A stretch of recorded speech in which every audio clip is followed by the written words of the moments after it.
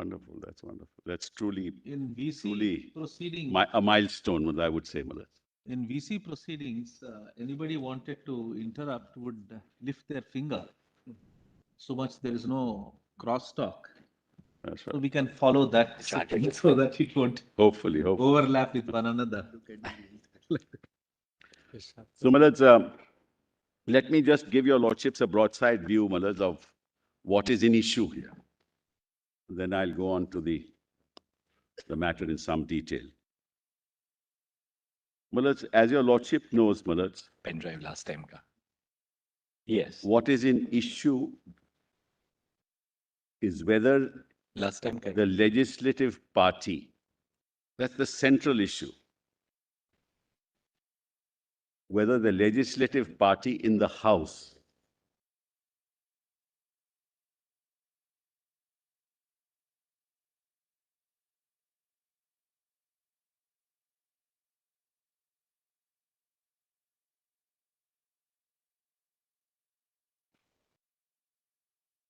acts independently of the political party.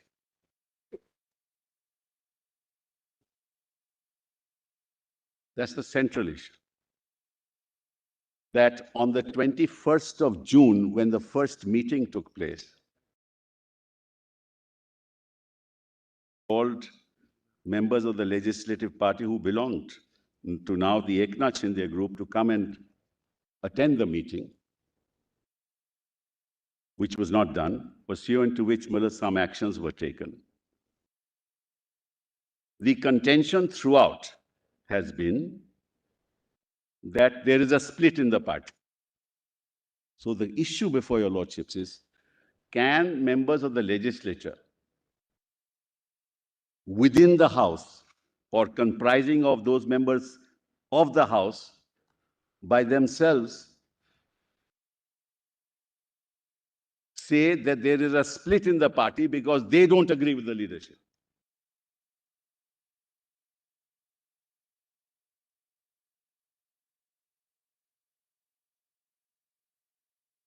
This, in turn, would require your lordships to look at the 10th schedule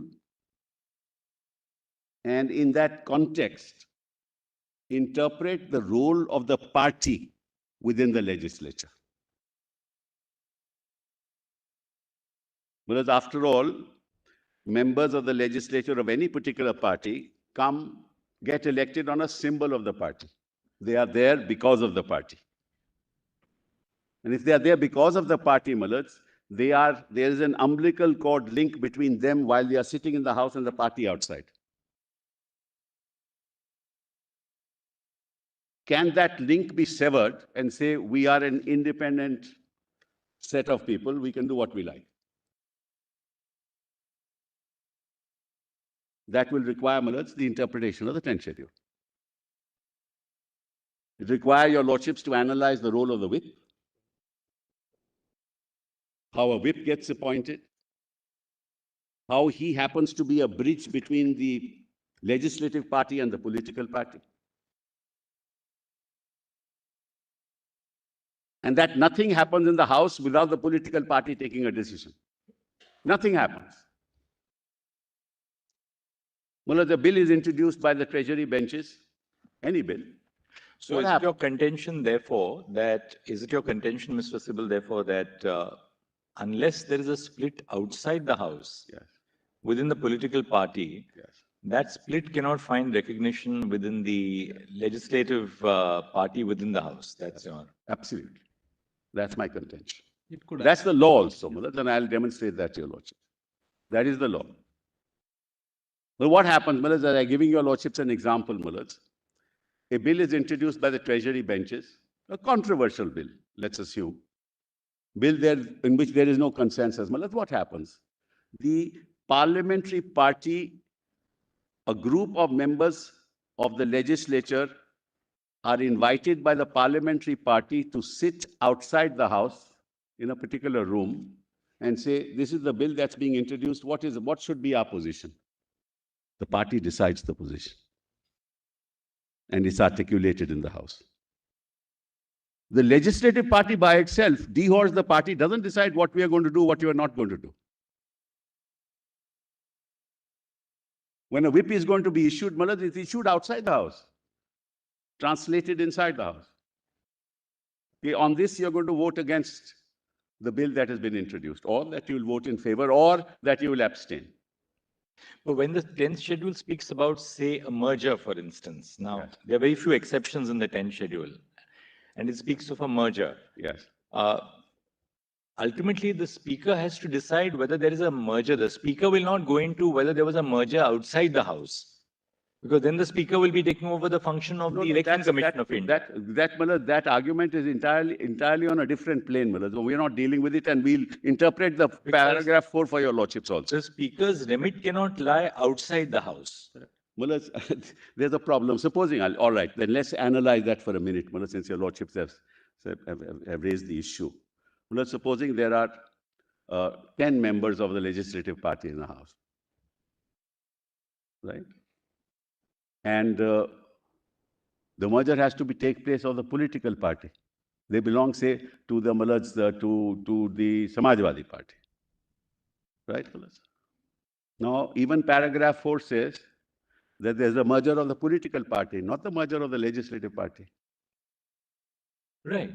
Right? So therefore, Samajwadi Party has to merge. But no, if we accept your argument, that would mean that unless the Election Commission of India decides on a merger outside the House, the Speaker cannot take a decision within the House within No, his Election constitutional Commission did remit on not whether decide. there is a merger or not. That can't be. No, Election Commission did not decide this issue, Mullah. How else?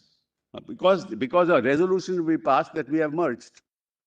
And that will be informed. The Election Commission, they don't have to take a decision. They'll be informed.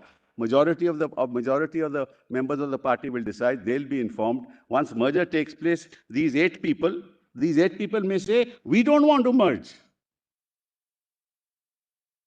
And paragraph 4 says they need not merge.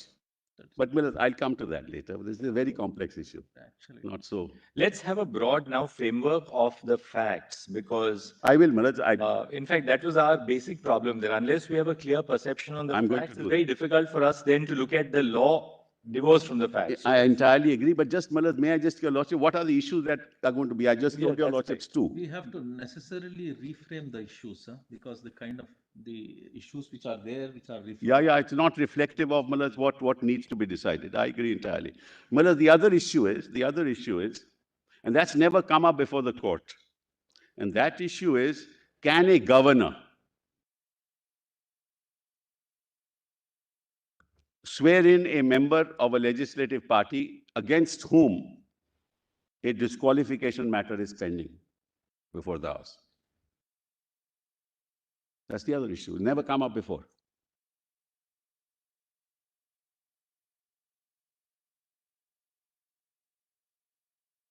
What then are the powers of the governor in matters in relation to disqualification?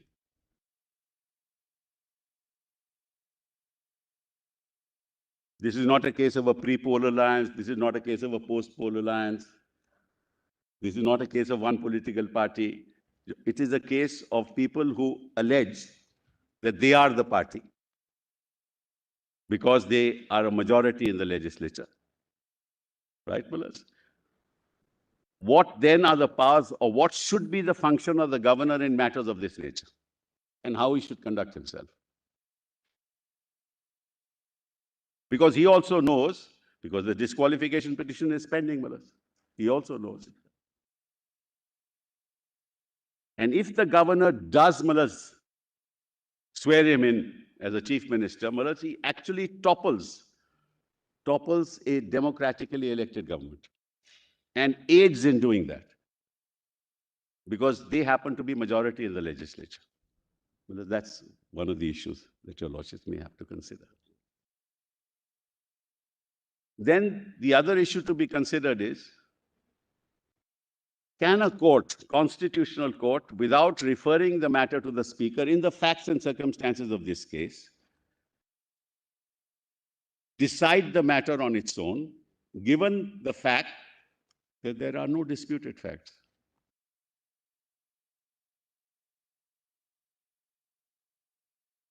We are not going to, Mullahs, place before your lordships any disputed fact.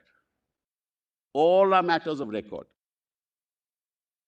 Your question is, can a constitutional court decide 10 schedule? That's correct. 10 schedule. Yes, that's correct. That's correct. That's correct. Because under the 10th schedule, it is the speaker to decide, Malas. Correct, Malas? But if the proceedings, Malas, are imbued with illegality, and given the conduct of speakers in the past, what then should be the attitude of the court in a given matter? That's the other thing. And then, of course, lastly, Malas, how do you deal with an issue?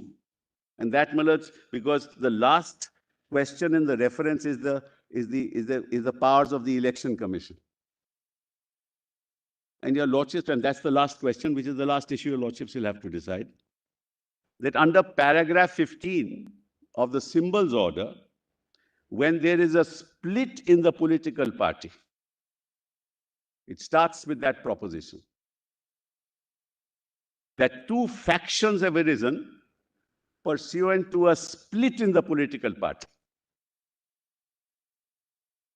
Then which faction should get the symbol? Will that arise in this case? I'm sorry? Will that arise here? Yes, that's a question. That's a question.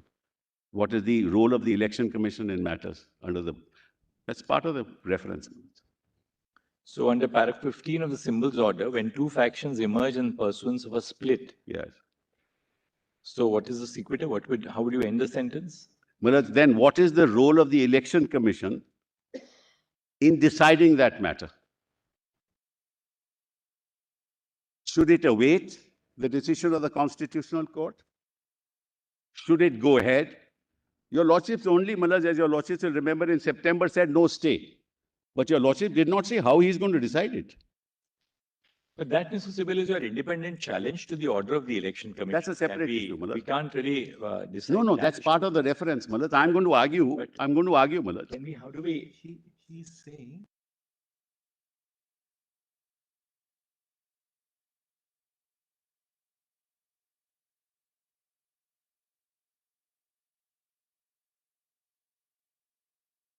Constitutionally, the Election Commission cannot proceed. Malas, the split would have to happen on 21st of June. There was no whisper of a split on 21st of June. Your contention that therefore the Election Commission itself cannot proceed until the Speaker has decided. Correct. That's what your lordship said.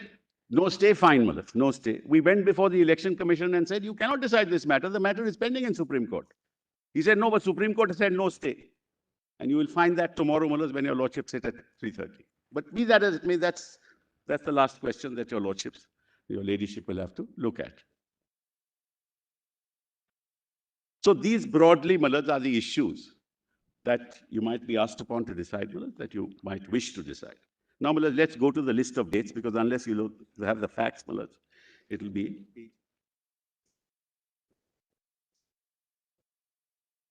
Malas, this is now PDF page 108 of the written submissions. It is marked as capital A, and I have learnt how to use the iPad. Mr. Sybil, just wondering if you could just look at the issues that were framed. Ladyship, I can't hear you. Look at the issues that were framed once so that we know the perspective in which you're arguing.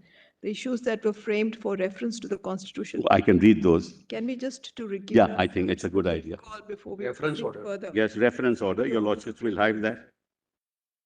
Order compilation, Malas. PDF page 28. Order compilation. Orders compilation, PDF page 28. And the questions start at page 30. Is the order dated? It is on order dated, Malas, 23rd of August, 2022.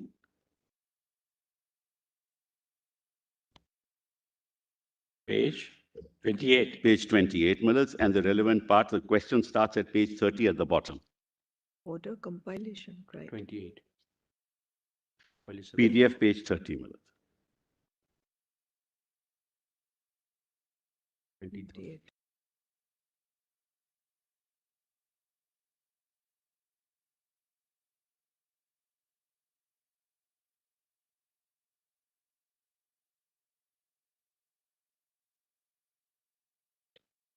Your ladyship has it?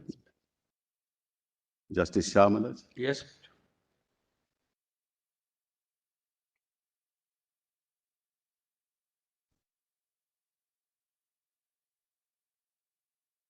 May I, my lords?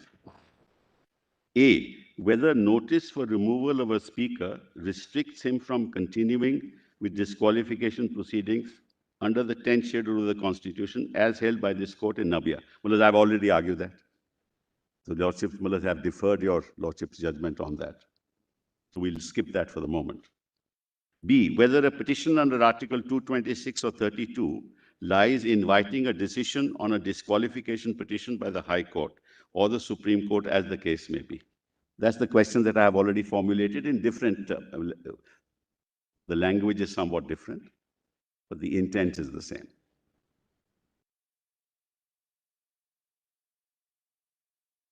Then C, can a court hold that a member is deemed to be disqualified by virtue of his or her actions absent a decision to the speaker? Actually, B and C are together, Manoj. They are interlinked.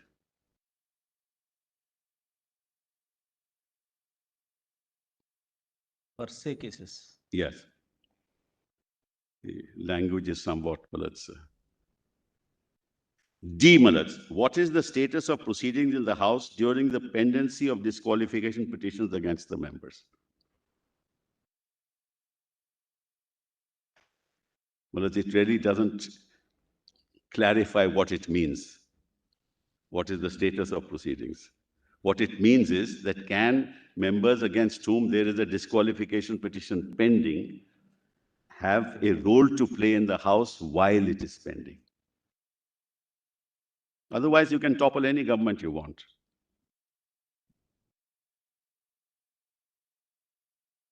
Then E, Malaj, if the decision of a speaker that a member has incurred disqualification under the 10th schedule relates back to the date of the action complained of, then what is the status of proceedings that took place during the pendency of a disqualification petition? Now, Malaj, this question only arises if you allow proceedings to go on.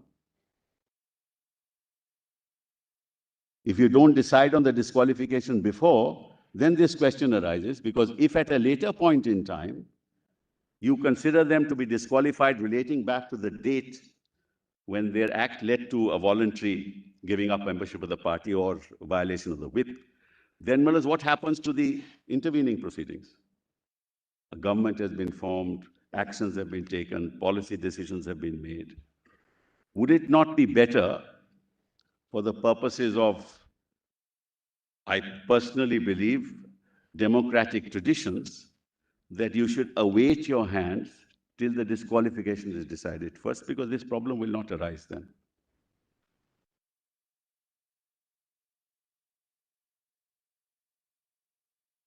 Then, Malaj, F, I think is very, very important. What is the impact of the removal of paragraph 3 in the 10th schedule?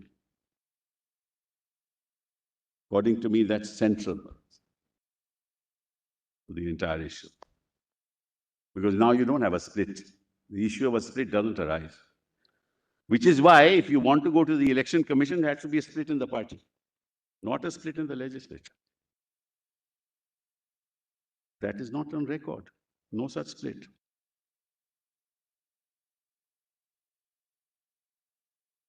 So this is central, and we'll interpret paragraph 4 also in that context.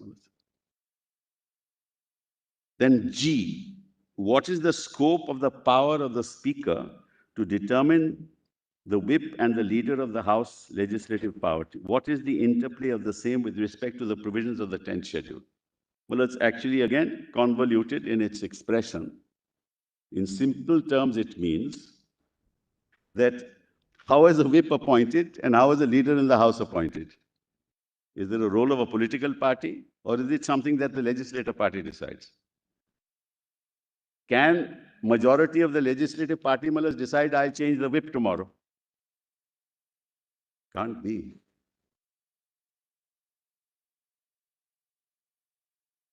So what has happened in this case, and I'll come to the facts, Mullahs, that outside, sitting outside the house, X number of people said, you are no longer the whip. And those are members of the legislature only.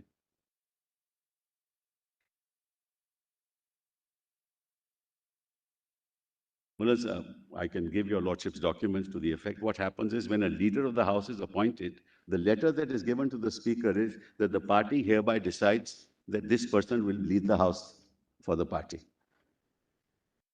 It's not the members of the legislature don't decide these issues. Similarly, whip.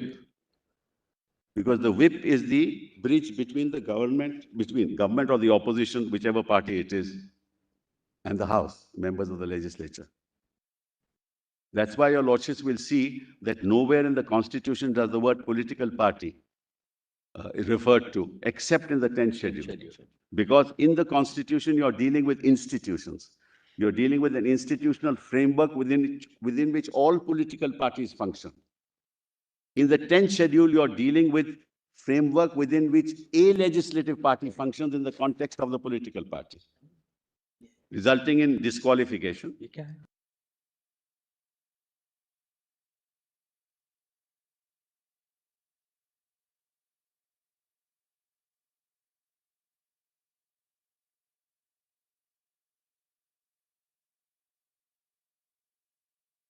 Then, Mullahs, H. Are intra-party decisions amenable to judicial review? I don't think that question arises. There's no intra-party decision in the legislature.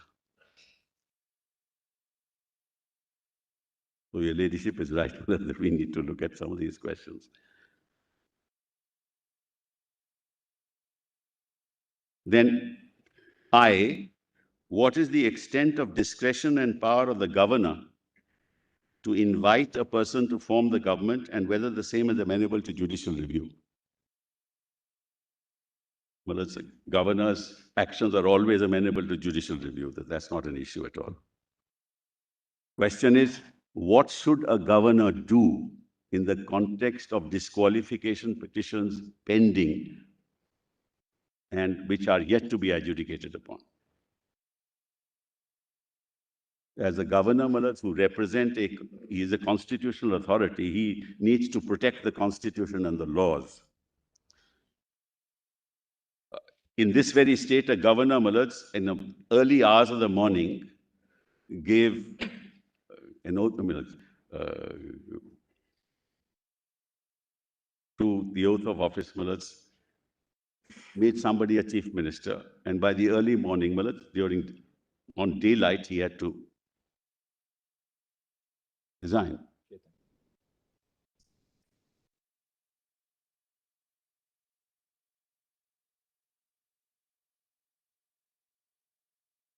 Governors, and I say this with respect to all the institution of the governor, that governors have, in my respectful submission, acted far beyond their constitutional responsibilities, as we have seen, as I have seen in the recent past. That may not be a proposition that the other side will accept, but I'm giving only my view of the matter. It is unfortunate that governments are actively involved in the politics of the country.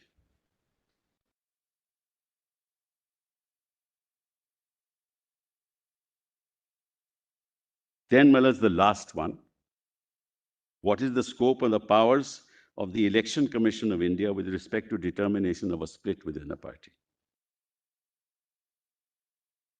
That's where, Mullahs, the question of para 15 of the symbols order comes in.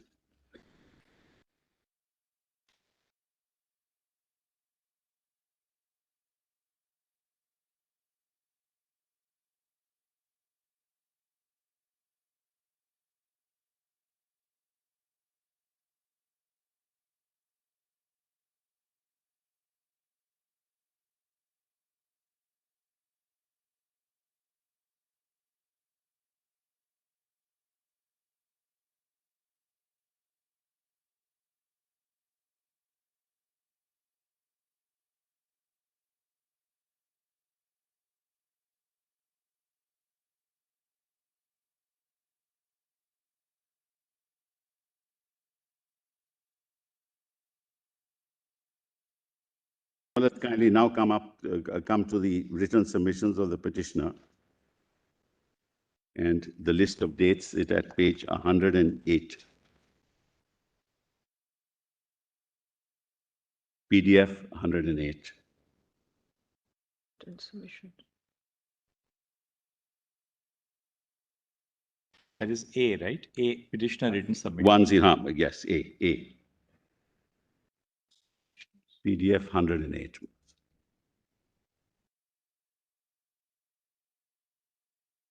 Written submissions of the petition.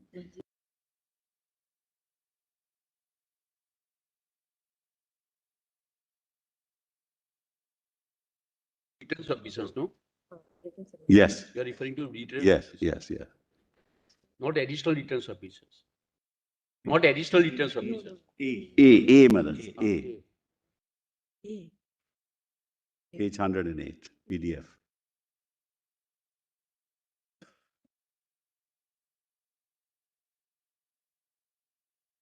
Mr. Sybil, what we could also do is that, of course, we've seen the broad points of reference, but ultimately we'll need to narrow down the reference to the issues which you want to focus on. Yes. And maybe if you could, during the course of the afternoon, share that with the other side. We can have their feedback so that we narrow it down to certain specific issues.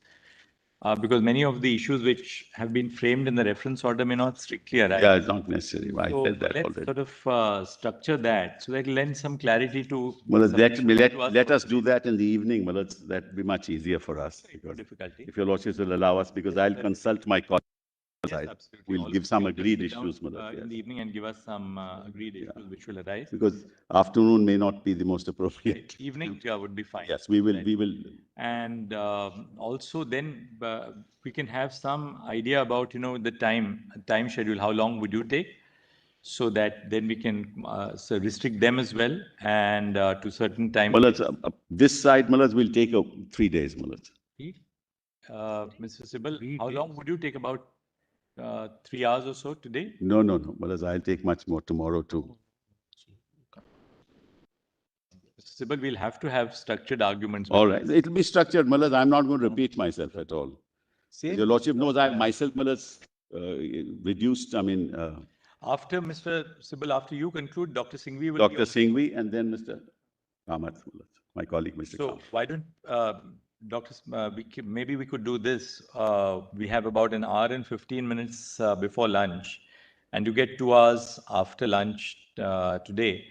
That's about 3 hours and 15 minutes. So maybe if you could conclude today by 4 o'clock, then we can give Dr. Singhvi until lunch tomorrow. Yes.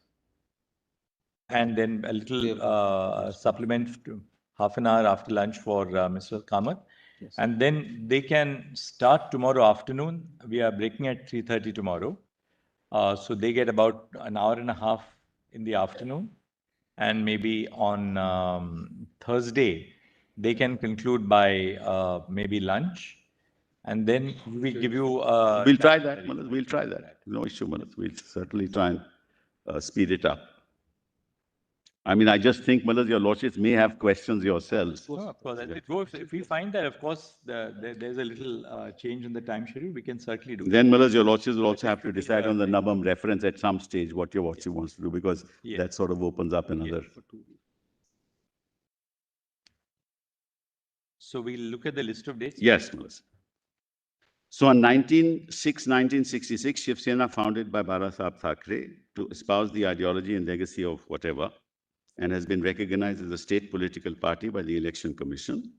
Bala Sahib Thackeray was the president, Shiv Sena Pramukh of the Shiv Sena from its very inception and continued in the role till his demise on 17th November 2012. After the demise of Bala Sahib Thackeray, Uddhav Thackeray was unanimously elected to be president, Shiv Sena Paksh Pramukh of the Shiv Sena political party, and has continued to hold the position. At present, Shri Uddhav Thackeray unequivocally continues to be the Paksh Pramukh of the Shiv Sena, president of Shiv Sena, which is the highest position as provided in the constitution of Shiv Sena. Copy of the constitution is annexed. 85, in view of the repeated defections of elected MLAs, MPs, and with a view to curb horse trading of an elected representative, the constitution was amended to include the 10th schedule by virtue of the 52nd amendment to the constitution with the following statements and objects. The evil of political defections has been a matter of national concern. If it is not combated, it is likely to undermine the very foundation of our democracy and the principles which sustain it. With this object, an assurance was given in the address by the President to Parliament that the government intended to introduce in the current session of Parliament an anti-defection bill. This bill is meant for outlawing defection and fulfilling the above assurance. So nothing in the 10th schedule should be interpreted to give credence to a defection. Nothing in the 10th schedule should be interpreted to somehow legalize a defection. Give credibility to that process, because the whole object of the act is to ensure that there are no unprincipled defections. Well, if there is an elected government, the attempt of the court and of the institution of the governor should be to allow the elected government to function till such time as a person is either disqualified or not disqualified. Right? And if there is a disqualification petition, that should be allowed to be decided. Because if you don't allow that to happen and you pass an order like you did on the 27th of June, unfortunately, it's the judicial order that led to this. It is that judicial order that led to this. Had that not been passed, we wouldn't be here. And if the speaker had been allowed to decide, and they would have gone up in appeal if there was a decision against them, or somebody else would have gone up in appeal. Yes. So, 7th of April, the 10th schedule was amended by the 92nd Amendment, and paragraph 3 thereof, which permitted 1/3 members of the legislative party to split, was omitted. Split is no longer available as a defense against disqualification under the 10th schedule. Please mark that. The defenses available were only two.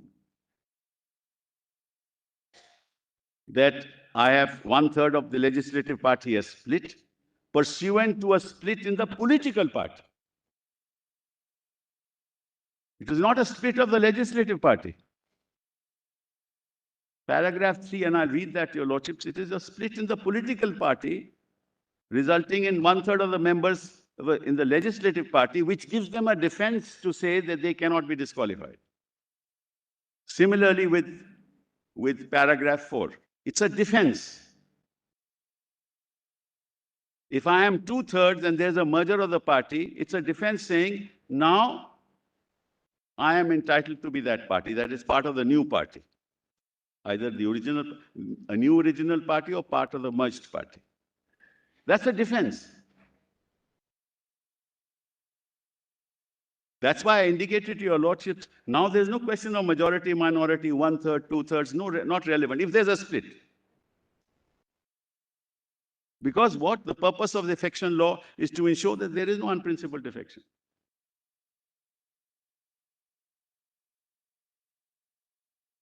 Then, 23rd of January, organizational elections of the Sena political party for term 2018 to 23 were held, wherein Uddhav Thackeray was elected as president. The results were duly communicated in the prescribed format to the Election Commission on 27th of February 2018.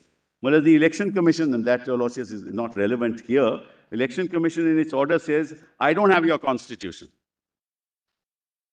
Therefore, I will not consider that you are about the organizational wing structure. I will not consider it at all. So I go only by what is the legislative majority, and the legislative majority is 38 people from Eknath Shinde group, therefore they get the symbol. Anyway, that's another matter. Then, October 2019 elections in the 14th Legislative Assembly of Maharashtra were held. The seat distribution in the said election inter se of political parties is following. Your Lordship knows this. You have seen it before.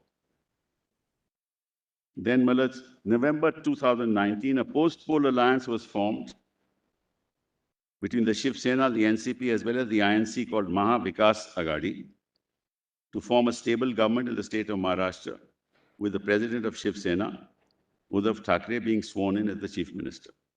23/11/2019, prior to the swearing in of Thackeray, the governor hastily sworn in Devendra Fadnavis early in the morning as the chief minister of Maharashtra.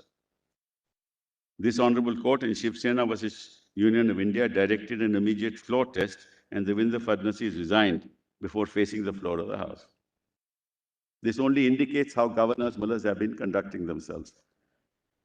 How can a governor have sworn in somebody as a chief minister without knowing that he has majority in early hours of the morning? This order is on 23rd November, Yes, Supreme Court's order.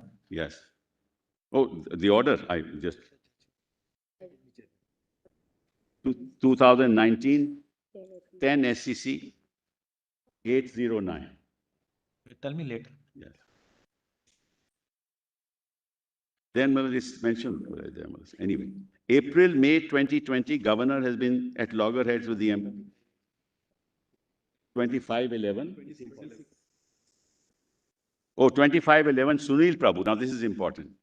2511, Sunil Prabhu is appointed as chief whip of the Shiv Sena Legislative Party with the blessings of Uddhav Thackeray, president of the Shiv Sena political party, and the same was duly notified to the Speaker of the Maharashtra Legislative Assembly.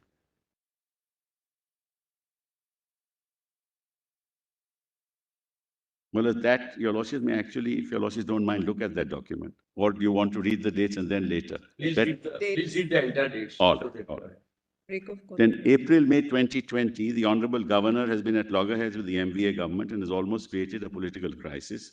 Governor was sitting on Shri Uddhav Thackre's recommendation for nomination to the Maharashtra Legislative Assembly, despite a period of 6 months as an unelected member was about to expire on 27/5/2020. Further, the governor had blocked holding of the speaker's election. No speaker's election took place.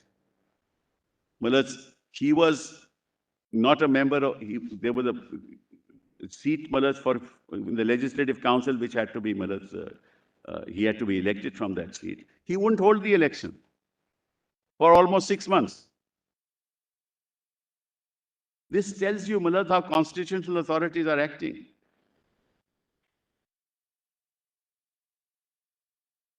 First you swear in somebody, he resigns the next morning, or then you have this problem. The BJP has been attempting to create divisions within the Shiv Sena, 20th June 2020, in the recently conducted MLC election, wherein despite having the requisite number of MLAs on its side, the MVA alliance led by Shiv Sena lost a seat to the BJP. This was because of cross-voting within the MVA and particularly within the Shiv Sena at the behest of the BJP. I'm not going to rely on these facts, because this is disputed. So these facts I'm not going to rely on. It was widely reported in the media that Eknath Shinde, who was then the Cabinet Minister of Urban Development and Public Works, has, along with certain others delinquent MLAs of the Shiv Sena, gone into hiding in the BJP-ruled neighboring state of Gujarat. Then 21/6, these are the undisputed facts that now start. To contain and allay the apprehensions that were arising in the party post the MLC elections, an urgent meeting of the Shiv Sena Legislative Party was called on the 21st of June. Eknath Shinde, along with certain other delinquent MLAs, did not attend the above-mentioned meeting, dated 21st of June. The party resolved in the said meeting to remove Eknath Shinde from the position of the leader of the Shiv Sena Legislative Party and appoint Ajay Chaudhary instead. Now, this is interesting because this is a matter which Your Lordships has to constitutionally consider. So a faction, which is a legislative party, decides that I will change the whip.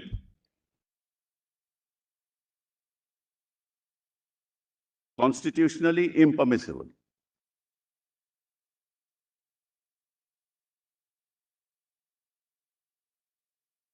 Then, the decision, Eknath Shinde, along with certain other delinquent MLAs, did not attend the meeting. Party resolved in the said meeting to remove Eknath Shinde from the position of leader of Shiv Sena and appoint Shri Ajay Chaudhary instead. The decision to remove Eknath Shinde was communicated by Uddhav Thackare to the Honorable Deputy Speaker. After due verification, the Deputy Speaker accepted the change of leadership of Shiv Sena in the House. The reason why this happened was, because, as Your Lordship knows, he had to be a member of the Legislative Council because there was no seat in the Assembly. So the then Chief Minister became a member of the Legislative Council. Therefore, in the meantime, somebody had to be appointed, as the leader of the House, because they were the treasury benches. So Eknath Shinde was the leader of the House. And he was removed from his position of leadership by decision of the party. And the deputy speaker was told about it and he accepted it. In the larger interest of the party, it was thought fit to call for another legislative party meeting to give one more opportunity to the MLAs who were absent in the meeting on 21st June to show their loyalty and support to the original political party. Hence, another meeting of the SSLP was called. Individual notices were issued to all the MLAs of the Shiv Sena, and it was made adequately clear that, quote, failure to participate in the meeting without providing valid and adequate reasons in writing, communicated in advance to the underside, will result in consequential action against you under the relevant provisions of the Constitution. So they were told. On 22nd of June, despite the importance of the meeting called on 22nd June, aimed at consolidating the SSLP's strength to contain any possible horse trading, several dissident MLAs did not attend the meeting. Instead, the delinquent MLAs sitting in BJP-ruled states sent communications rejecting the holding of the meeting as illegal, which itself shows that those MLAs had been working contrary to the diktats of the original political party. 22nd of June, Sunil Prabhu, in the capacity of Chief Whip, responded to the communication dated 22nd of June of the delinquent MLAs rejecting the reasons given for their absence from the SSLP meeting as an afterthought, frivolous, backdated, and proof of them acting contrary to the interests of the original political party. That's the notice that your lordships read, 21st of June, dated 21st of June, received on 22nd of June at 11:30 a.m., but dated 21st June. Eknath Shinde wrote to the Deputy Speaker communicating his appointment as leader. So now, the legislative party or a majority of the legislative party can decide who they're going to be the leader of the party in the House, of the party, sitting in Assam.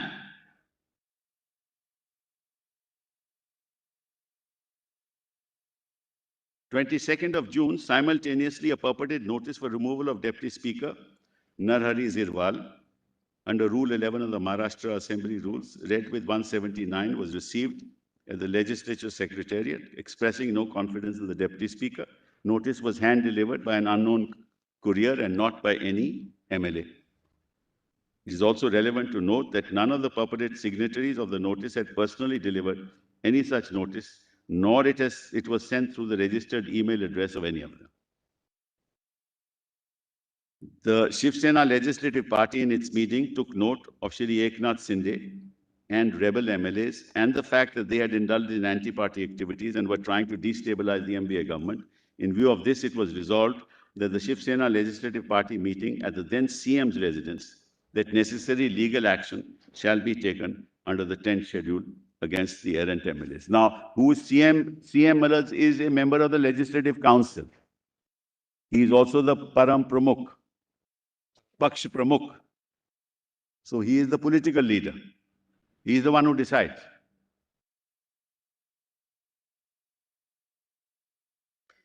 On 23rd of June, Sir Sunil Prabhu filed disqualification petitions under Para 21A, seeking disqualification of Eknath Shinde and 15 other delinquent MLAs of Shiv Sena. 24th of June, it was widely published in the news reports that the rebel MLAs led by Eknath Shinde were acting in collusion with BJP, and their entire logistical arrangement in Guwahati was made by the BJP leaders. 24th of June, Secretary of Maharashtra Legislative Assembly received an email from an advocate named Vishal Acharya attaching notice for removal of the Speaker dated 21st of June. On the same day, the Secretary of the Assembly communicated the decision of the Deputy Speaker to the email of Vishal Acharya, refusing to take on record the communication dated 22nd of June until the genuineness and veracity of any such communication and its signatories was ascertained. 25th of June, one of the dissident MLAs, Deepak Kesarkar, in a live interview declared that the dissident MLAs had formed a new group and named it Shiv Sena Balasaheb, and had also announced that they will have a separate leader whip, office, and everything else, just like a party has. 25th of June, Honorable Speaker, after due verification, was pleased to issue notices to the delinquent MLAs under Rule 6 of the Maharashtra Legislative Assembly disqualification on ground of defection rules, 86, read with the 10th schedule of the Constitution, asking the delinquent MLAs to file their replies by 5:30 on the 27th of June 2022. On 25th of June, the national executive meeting of the Shiv Sena was held. The said meeting was attended by over 163 representatives of the national executive, and the leadership of Uddhav Thackeray as the president of Shiv Sena was unanimously and equivocally accepted by the national executive. 25th of June, Sunil Prabhu filed an additional affidavit in the disqualification proceedings inter alia, containing the media reports that showed the hobnobbing of the delinquent MLAs with BJP leaders. 25th of June, Sunil Prabhu filed disqualification petitions against 2 independent MLAs and 1 MLA belonging to the Prahar Jan Shakti Party. The petition against the independent MLAs were filed on the ground that they gave up their independent status by taking part in the resolution dated 21st of June, passed by the rebel MLAs, and signing the said resolution on the letterhead of SSLP. Also, the ground taken against BJP MLA was that the said MLA voluntarily gave up membership of his original political party by taking part in the said resolution dated 21st June and by signing the same on the SSLP letterhead.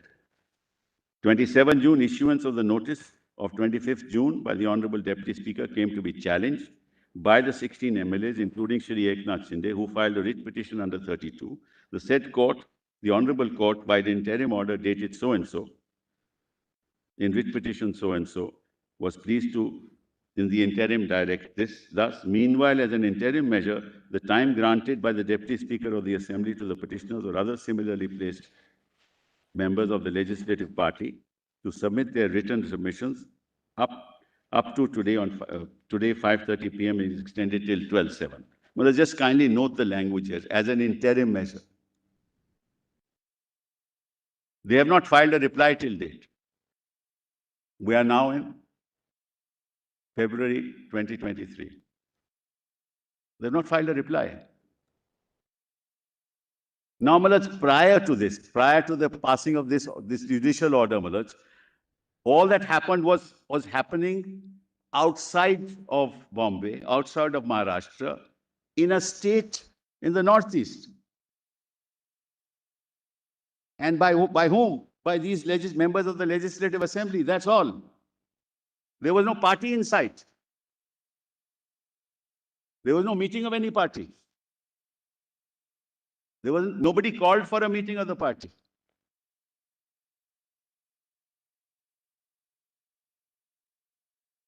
And these are undisputed facts, Malaj.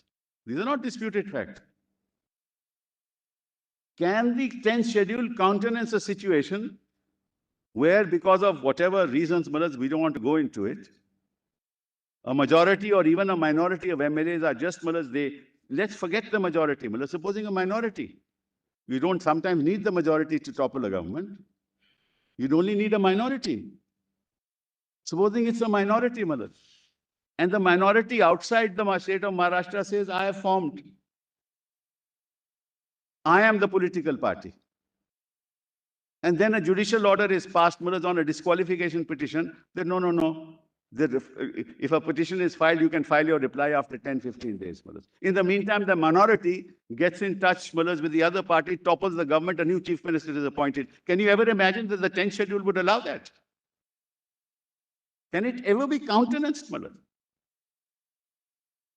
This is harakiri. This is legislative harakiri. Political harakiri. And you can't interpret the 10th schedule, Malaj, in this particular fashion to allow an elected government to fall. That's why I said it is judicial orders of this court that resulted in this. Then, Malaj, 27th of June. As several other members of the SSLP had also openly indulged in anti-party activity. Now, can anybody say, Malaj, that this is not anti-party or this is not giving up membership of the party? One of you sitting there say that we are forming a new party called Shiv Sena Bala Sahab. And you are sitting in a state ruled by the opposite, ruled by a party, Malaj, which was in the opposition.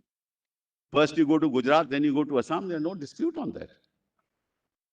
These actions per se amount to giving up membership of the party, apart from the fact that you don't attend the meeting on 21st, 22nd of June.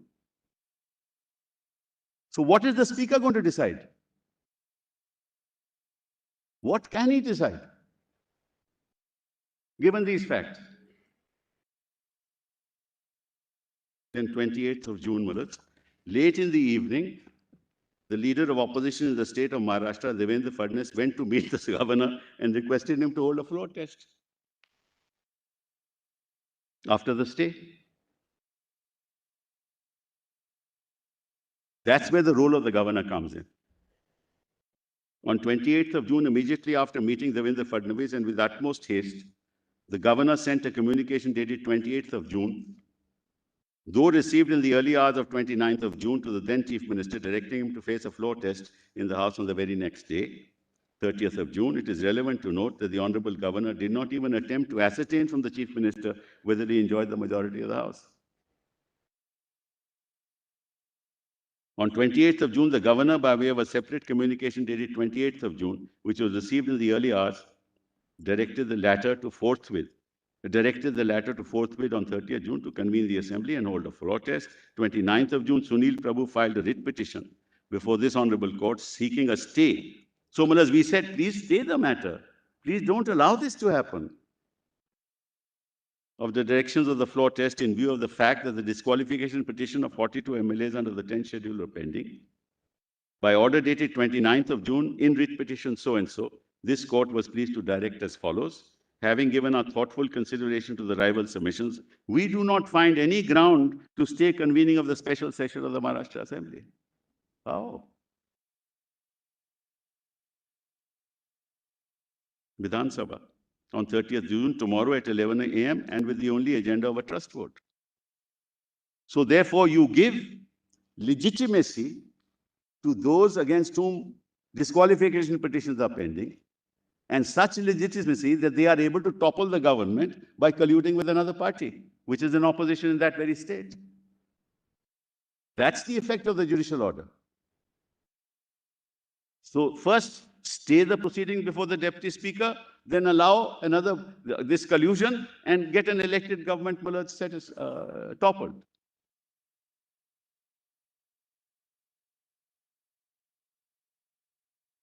What used to be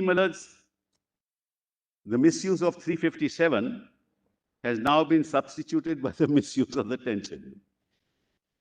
356 was now misuse of the 10th schedule.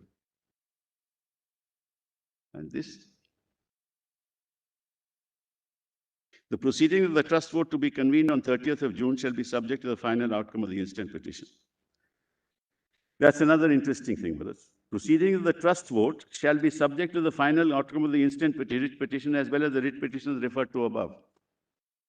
So therefore, brothers, every action of the governor resulting in a new government having been formed is subject to your lordship's decision in these petitions. So you cannot give it the color and clothe it with legality, because the judicial order itself says that it's subject to. So you cannot say, now the trust vote has happened, now a chief minister has been installed, now a government is in place, now you can't do a thing about it. The special session of Maharashtra Vidhan Sabha shall be conducted in accordance with the directions that contained in the communication dated through 28th of June of the Governor of Maharashtra. Then 29 June, Chief Minister Uddhav Thackeray resigned. Because he knows the writing was on the wall, having given legitimacy to those who... Then 30th of June at around 3 p.m., Eknath Shinde and Devendra Fadnavis met the governor and staked claim to form the government. This is also anti-party activity. No evidence is required on this.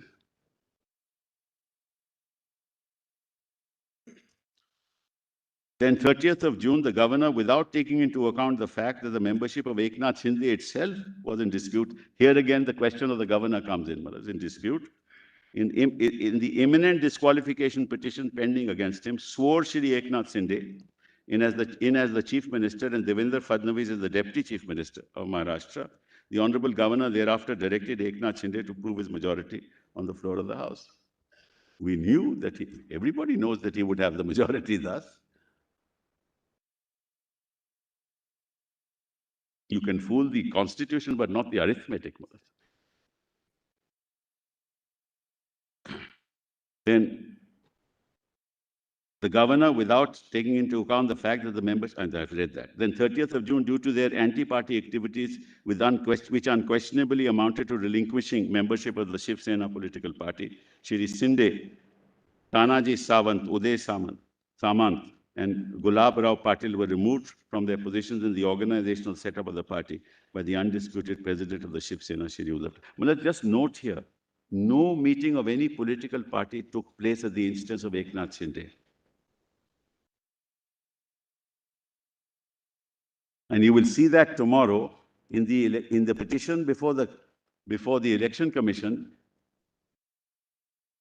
That alleged meeting, which I'll show is bogus, happened to have taken place on 18th July, after all this was over.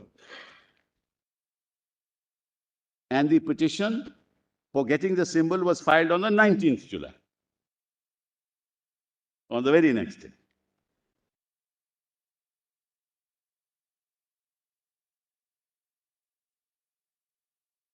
Then, Malats,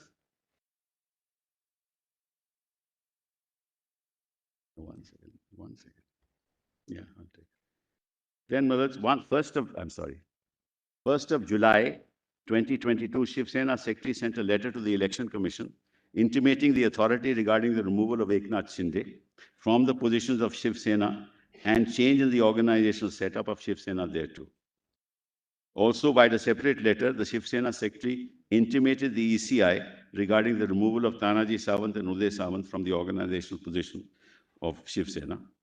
Similarly, the Shiv Sena Secretary sent another letter to the Election Commission of India intimating the authority regarding the removal of Gulab Rao Patil from the organizational position of Shiv Sena. On 1st of July, an application for directions, IA such and such, was filed by Sunil Prabhu in the present writ petition seeking an interim order suspending the delinquent MLAs against whom disqualification petitions have been filed till the final adjudication of the 10 scheduled proceedings. The said application was mentioned before this court for urgent interim listing, wherein this honorable court directed to list the application along with the writ petition on 11th of July. Then 2nd of July, the Principal Secretary, Maharashtra Legislative Assembly, circulated working order for conducting election to the office of Speaker on 3rd of July. The said agenda showed that the name of Rahul Narvekar was proposed by the BJP MLA and the name of Ranjan Prabhar Salvi was proposed by Shiv Sena.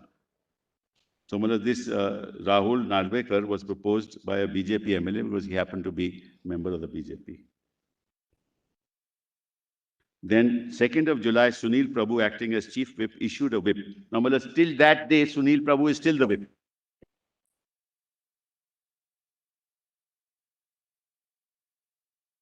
Acting as Chief Whip of SSLP, issued whip to the members of SSLP regarding the election of the Speaker, scheduled on 3rd of July. All the party members were asked to remain present in the assembly and vote for the Shiv Sena candidate, Rajan Salvi. Sunil Prabhu issued a further whip to the members of SSLP regarding confidence motion, scheduled on 4th of July.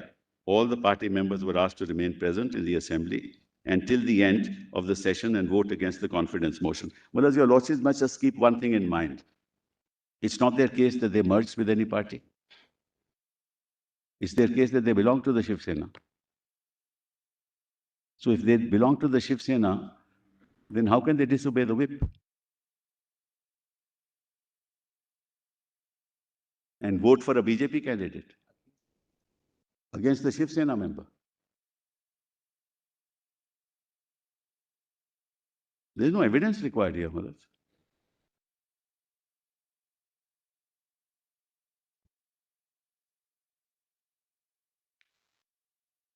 Then on 3rd of July, Ajay Chaudhary, acting as the leader of the SSLP, submitted a letter to the Deputy Speaker requesting him to conduct the election of the Speaker of the Legislative Assembly by division of votes. Ajay Chaudhary on the 3rd of July submitted a letter to the Deputy Speaker requesting that the votes cast by the members of the Legislative Assembly who have incurred disqualification should not be considered during the election of the Speaker. 3rd of July, the election for the office of the Speaker of Maharashtra Legislative Assembly was held. Rahul Narvekar, the candidate for the Bharatiya Janata Party, was unconstitutionally elected as the Speaker of the Maharashtra Legislative Assembly after getting a total of 164 votes. During the elections, it was recorded by the Deputy Speaker that 39 delinquent MLAs of Shiv Sena Legislative Party, led by Eknath Shinde, had voted against the party whip. Now, at this point in time, there is no other whip.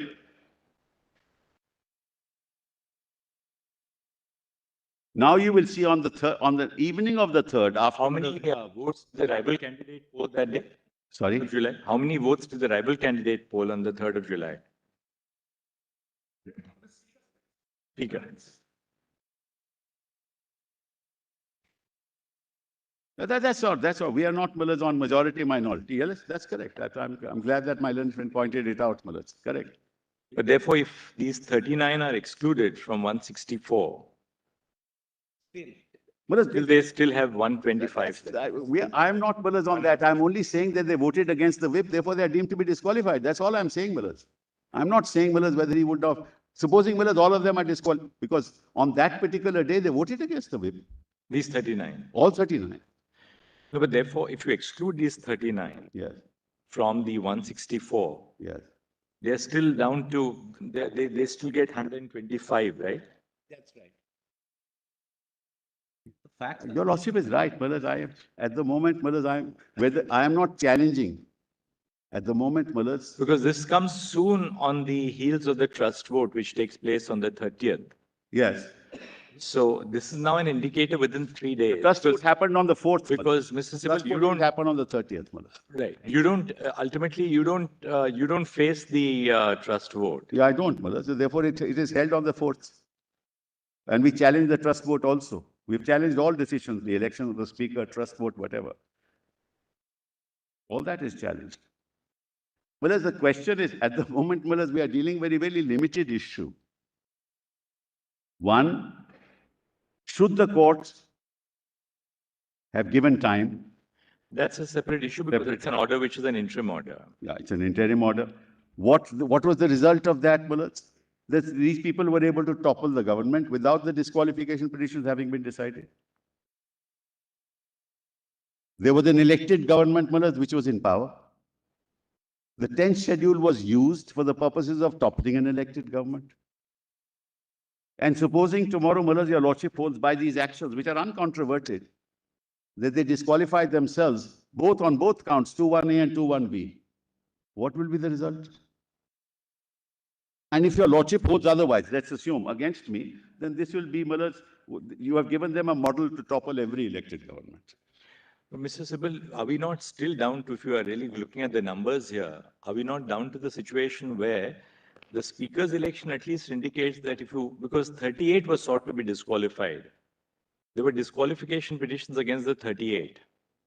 Now, if you exclude the 38 for a moment from the 164 who voted in favor of the resolution for the Speaker, you still have a situation where that's in very close proximity to the date on which the trust vote was to be held on the 30th. Yes.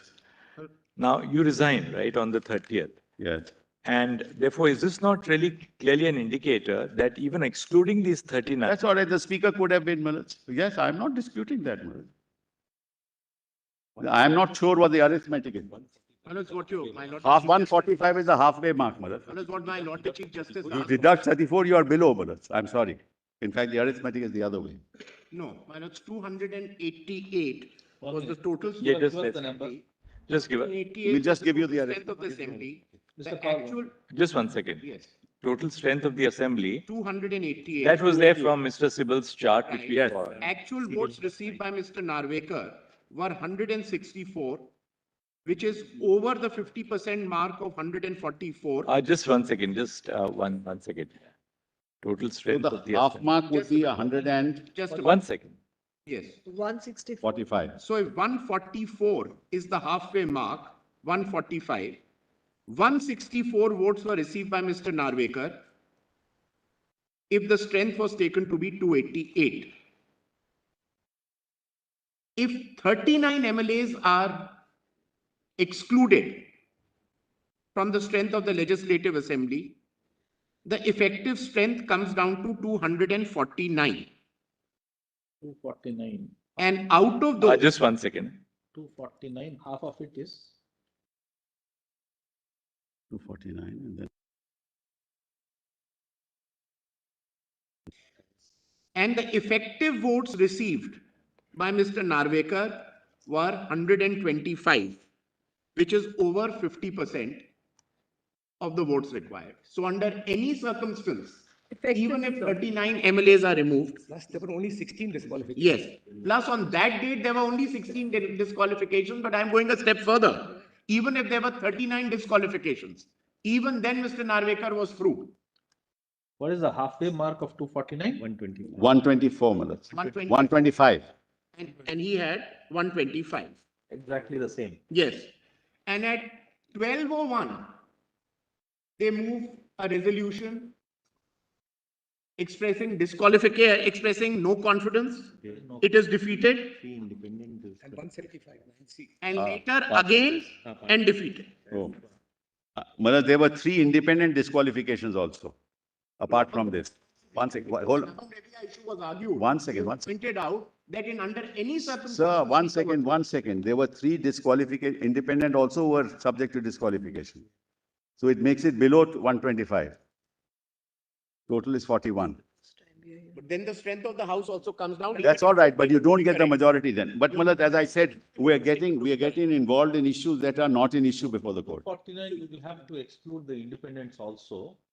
And therefore, the halfway mark will accordingly be that. Is that what you say? So the total, let's go over it again. Total strength of the assembly is 288. Yes, The halfway mark is 145. that's right. Excluding the 39 Shiv Sena MLAs Plus, and plus 3 independent MLAs. Just 1 second. it'll be 246, Malas. Just 1 second. And they would be having 122. So the strength of the house was 287. But Malas, the 10th schedule doesn't talk of any of this. Now strength of the house comes to 288 minus 288 minus 42, Yes, which yes, is yes. 248 and 246. 46. 123 is the halfway mark. Malas, whether they won or lost is not the issue. They'll still be disqualified. No, we just, that's all right. The constitutional argument. 124 is the halfway mark, Malas. 123, 246. 124. 123. 123. 123. 246 minus, Malas, it has to be, one more has to be given for halfway mark. So halfway mark is 123 and Narvekar gets 125. 3 more Malas are disqualified. Of 3. You have included those 3. 164 minus 42 Malas. Yes. Inclusive of. So 122.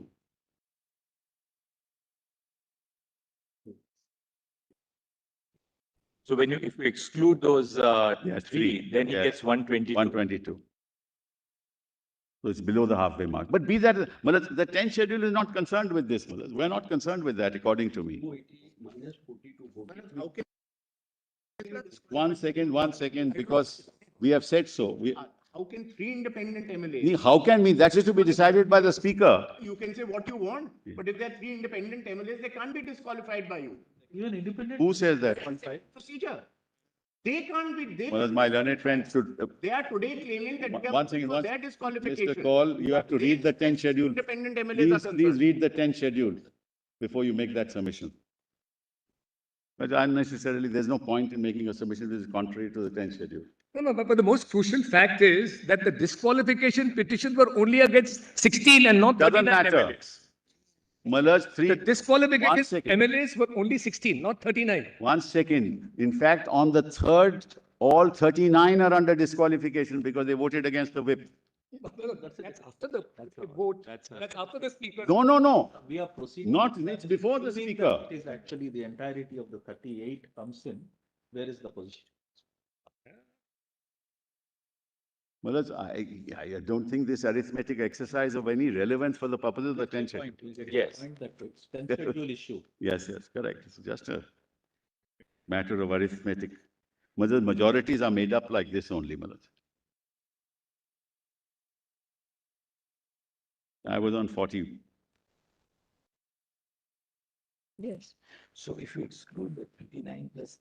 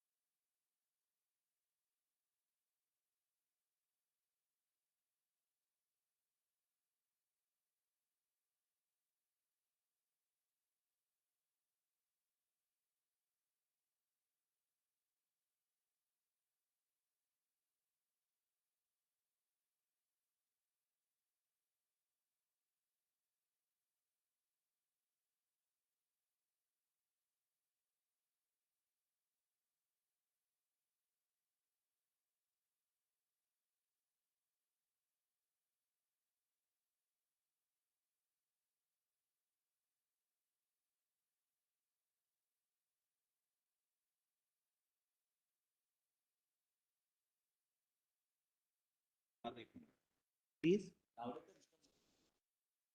125. No, that's. No, minus those 39, 125. Malaj, Otherwise, we are he got not on 164. 39.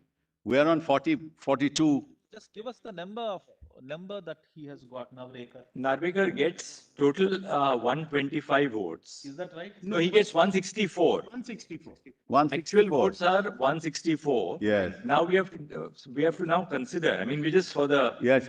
from 164 you suppose deduct 39. Which are the 39 persons against whom you say they are disqualified? No, even the other three we said the same, Malaj. We filed a petition to that One effect. second. Yes. Therefore, if you exclude 39, the Shiv Sena MLAs and 3 independents, so you exclude from 164, 42, Yes, you are down to 122. that's correct. 45.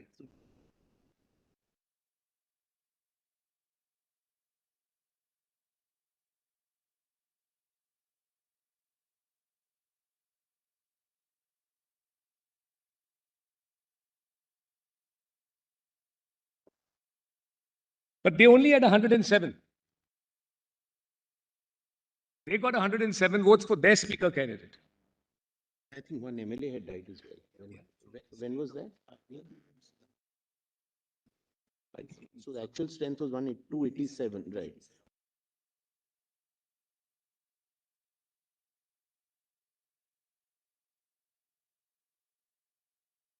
Majority? If they had obeyed the whip, we'd be in majority. He would not have got elected. 107 plus 39 or whatever. So, Mother, this is we are going into areas which have really not our concern at the moment. My concern is what happened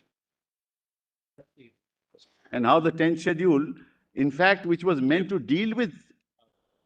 Mr. Sibal, therefore, it also appears that apart from the 39 Yes.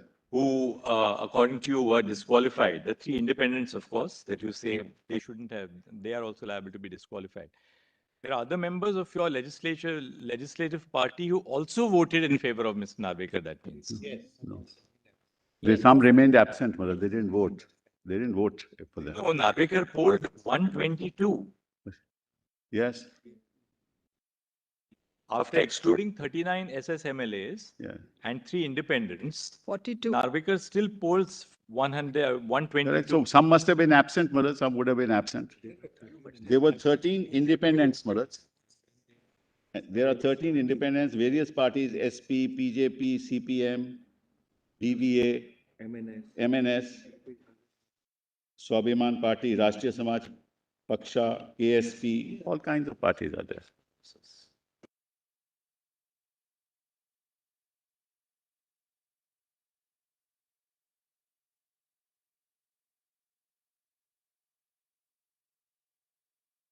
not my proposition has nothing to do with the speaker. We get that point. You're very What you are clear really about saying is that, the- look, irrespective of the numbers game, so to speak, we get that according point. to you, first, the speaker could not have been thwarted from deciding the disqualification Yes, petition. yes. And second, a trust vote could not be held when the disqualification petition was still Pending. pending before the speaker. That really is too. Those are the 2 points, Mullah. And the governor should not have sworn him in. That's the action of the governor. He could not have sworn in a man, Mullah, who is facing disqualification. But Mr. Siva, we also have to go into the wider issue as to whether can a trust vote in that sense, or should a trust vote be postponed? Yeah. Really because the disqualification petition is pending. Pending. No, Malaj. The question is whether time should have been given to them. It all comes down to 27th of June. 27th, yes, that's the So, first. Malaj, the trust vote only happened after that, Malaj. Had that not happened, the trust vote would not have happened.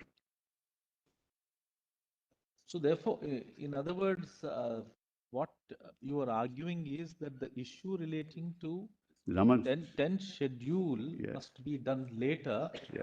And what is to be decided is about the status of the party outside the legislative assembly, Yeah. which is to be determined whether there is a split or a dissension in Yes. the party as a primary issue. I'm deeply And obliged. once that is decided, Correct. the question of 10 schedule triggers in thereafter is your argument. No, trend schedule triggers immediately, Malaj. 10 schedule will trigger immediately. Immediately, yes. But for 10 schedule, what is to be seen is the events with respect to the political party, not the legislative party. No. Malaj, the 10th schedule cannot be subverted by members of the legislative party Correct? taking a decision that there is a split in the party That is what I'm saying. without there being a split in the party. That's what I'm saying. Yes. That's your primary argument is that. So my lord is saying what I'm saying. That's what my lord is saying.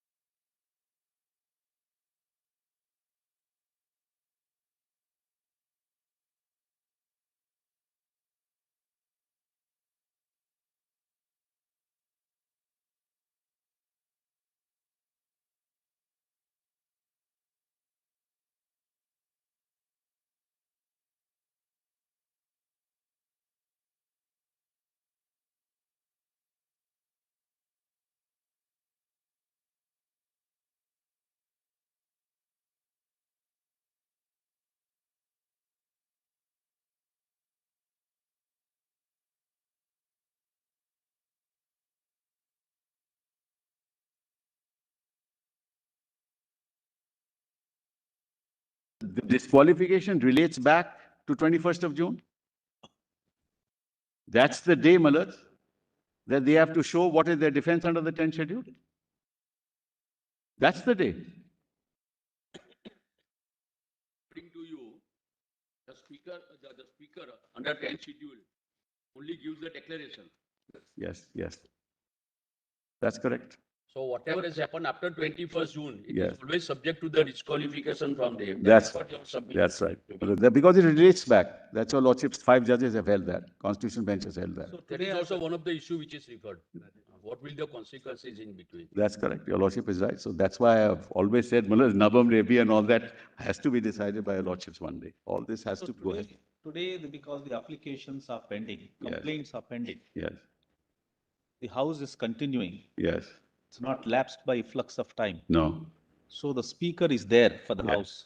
Speaker decides today, yes, 10 schedule yes, complaints. yes. It should relate back to That's 21st of June. 2022. That's correct.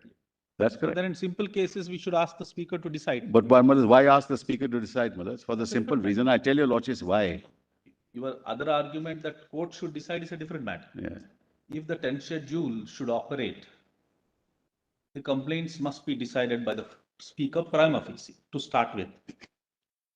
So therefore, the argument is just this. yes, your lordship is right. Decide now, he should decide now.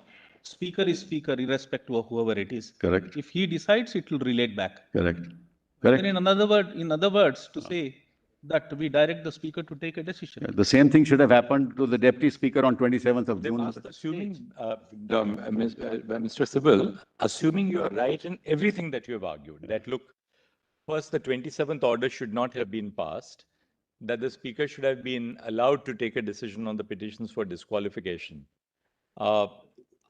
What is the net consequence of your argument? I mean, what direction to take with the court? Facts are undisputed. What is the speaker to decide in this?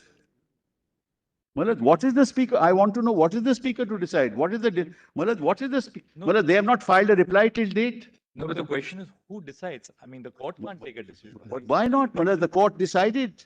The court decided, Mullah, in Rana. Well, the power to decide a They disqualification. did decide in Rana, Mullah. 5 judges decided in Rana, saying that we will not send it back. The facts were undisputed. Mullah, there can be no defense, Mullah, because under the 10th schedule, there is no defense except a merger. What is the speaker to decide? And then your lordships will say, we can't issue a mandamus to the speaker to decide within 7 days. Then there'll be a constitutional issue referred to 5 judges then. Because you can't issue a mandamus to the speaker. Justice Nariman says within 3 months you should decide. No speaker accepts that judgment. Oh, where are we going? Got referred to constitutional bench. Where are we going, Malad? Chandra. Malad, the point is, For raising the question, it'll require reconsideration of Kyoto. I'm myself saying so, Malad. No, you please, whatever it is. I've said so twice already.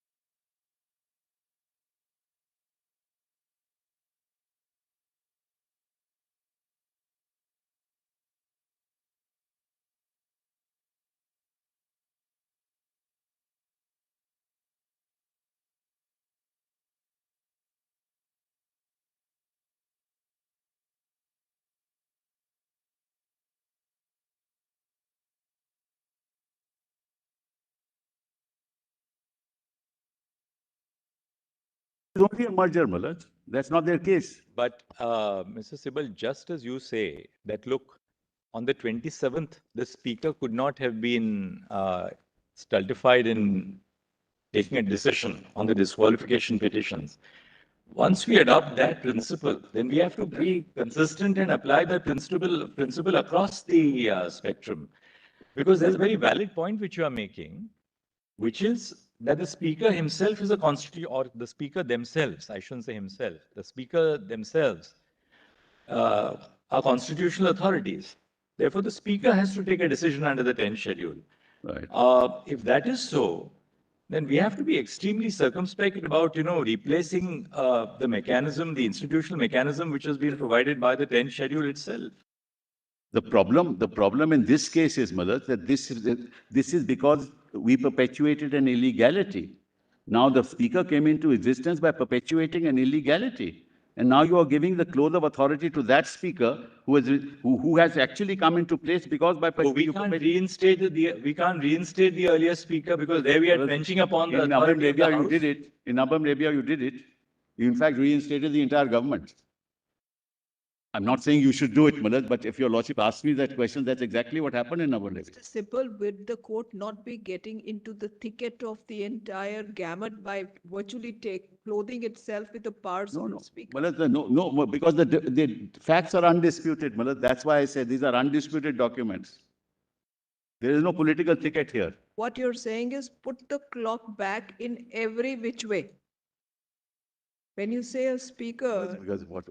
Ultimately, Mr. Sibal, it will boil down to this. You have to say that, well, if you are logically consistent, that retrace your steps to the position in which we were before the 27th of June. That's what I Without said. the political. When I argued Nabam, that's what I said, and the court accepted it. That's exactly what I said. Because you cannot, this is all staring us in the face. As I said, forget a majority, minority. Mullahs, even 5 people can dislodge a government by saying that, all right, you have a trust vote now, new speaker is appointed, then every time the same thing will happen. Mullahs, your lordship looks at it the other point of view.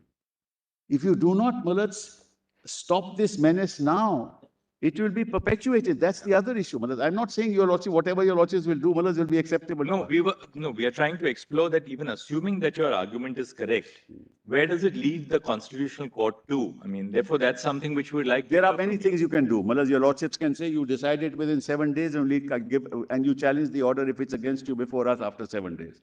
Sorry, come again? You decided within 7 days. They have not even filed a reply. Speaker. Yes, let's assume, I'm giving your lordships your options, Mullah. Decided within 7 days. We are sitting here. If there's an order against you, come up and appeal and then we'll decide the matter. that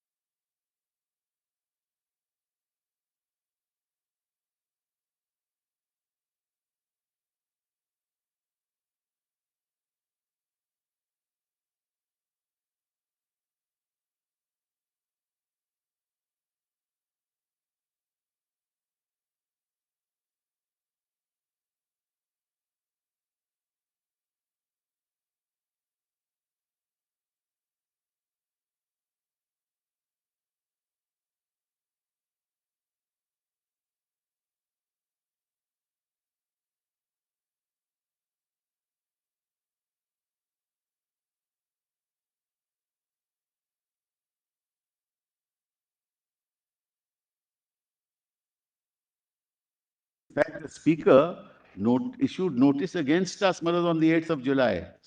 He has not even issued notice in the matter, in our matter. So to have clarity, Mr. Sibal, you say that, well, ask this Speaker to decide the disqualification of the 39 MLAs. Ask him to do so within a stipulated period. We will then challenge. There are 2 options. If the Speaker may come to the conclusion that they are disqualified, then what happens? Then what happens?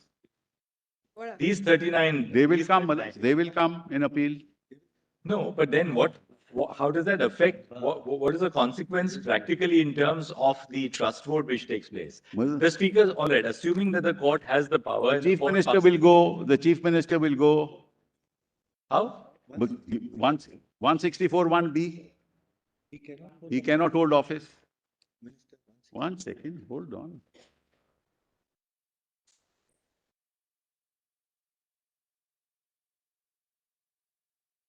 Thirty-nine people will go out if the And he speaker will not be able to disqualifies be them. chief minister. He will not be chief minister. Like 39 people then, if your argument is right, if the speaker holds that, well, they're not disqualified, then you have a right to challenge that order before an appropriate court. Not appropriate before your lordship. Fair enough, whatever. If the speaker comes to the conclusion that there is a disqualification, those 39 persons go. In this case, according to Eknath Shinde also, therefore, has to move out. Yes. Then what is the next? What is the sequita? Nothing, then whoever is the chief minister will get back on the trust vote. We'll see about that. Yes, isn't it? We'll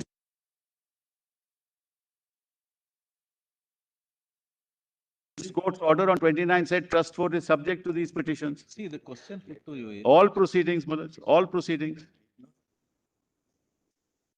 But this is the problem, Manoj. The judicial orders are passed. We are put in this situation. Then we are asked, what can we do now? No, we are not saying what can we do. Yes, We your are, lordship we are are, we saying are, what we are will asking you happen. what what is will- your submission on what we can do. No, Manoj, what your lordship are putting Mr. to me. Sybil, ultimately, you are arguing a constitutional point, but we have to also factor relief which a constitutional court then should give or is capable of granting within the format of the constitution to take the argument to its logical conclusion. So we are not for a moment saying that your argument is incorrect. What we are trying to do now is to test what are the limits of your argument. As I told you, How far does the court the go? limit, your lordship is right. That's why did I say 7 days, Manoj? Because your lordship puts it to me. Ultimately, what should be done? And I said to your lordship, all right, give him 7 days. But then the question will arise, can you issue a mandamus to the speaker to decide within 7 days? And there'll be a constitutional crisis because the speaker will not obey. that we don't know. I don't know. That's Something- it is possible. It has happened before. It has happened before. Megachandra is the only case where there is a direction for an early disposal of the petition. That's the only exception. Yes, And that again got referred to a constitution That- then saying that you can't direct the. correct. Normal's But. Justice right, Nariman's but you judgment. see, somebody mentioned-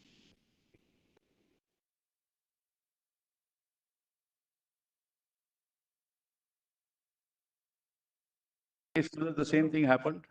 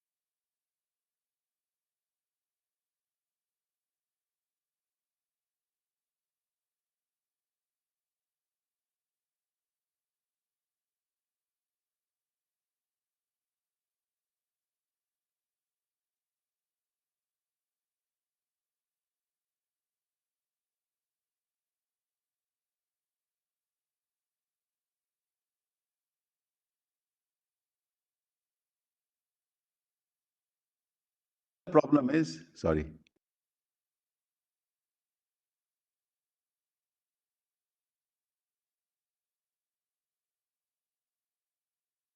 Fundamental issue. We've challenged Muller's decision of 3rd of July. of the Speaker. Well, we are the party. That's fundamental before anything is done by the Speaker.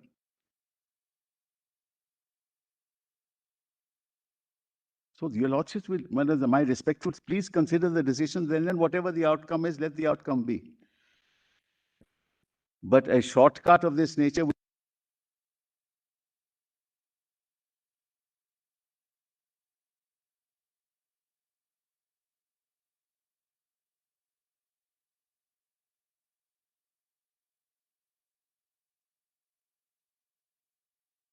So I had to go to the polyclinic, so. Yes, so my lord, your sorry. lordships. So sorry to keep you. When your No, lordship we'll get- climbed, my lord, it.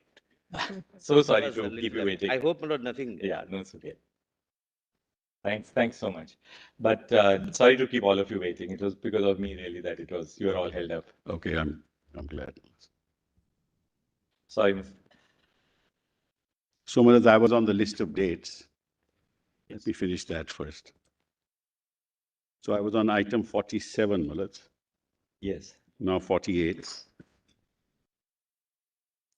As the delinquent MLAs of SSLP voted against the party whip on 2nd of July issued regarding the election of the office of the Speaker, fresh disqualification proceedings were initiated against the delinquent MLAs as per the provisions of 21B of the 10th schedule. Because they voted against the party whip, so all 39 were involved there. So 16 earlier, then on the 27th, the balance 22, for which notice has not yet been issued, and all 39 now. Because this is 21B, that's 21A.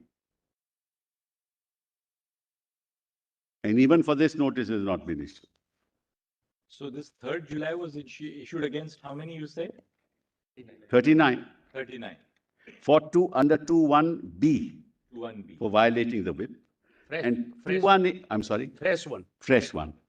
21A, 16 earlier, for which notice was issued, and 22 later, for which petition was filed, but then, of course, next day was the trust vote. I mean, there was a decision, and therefore no notice has been issued here. Even now, no notice has been issued. So those are all pending.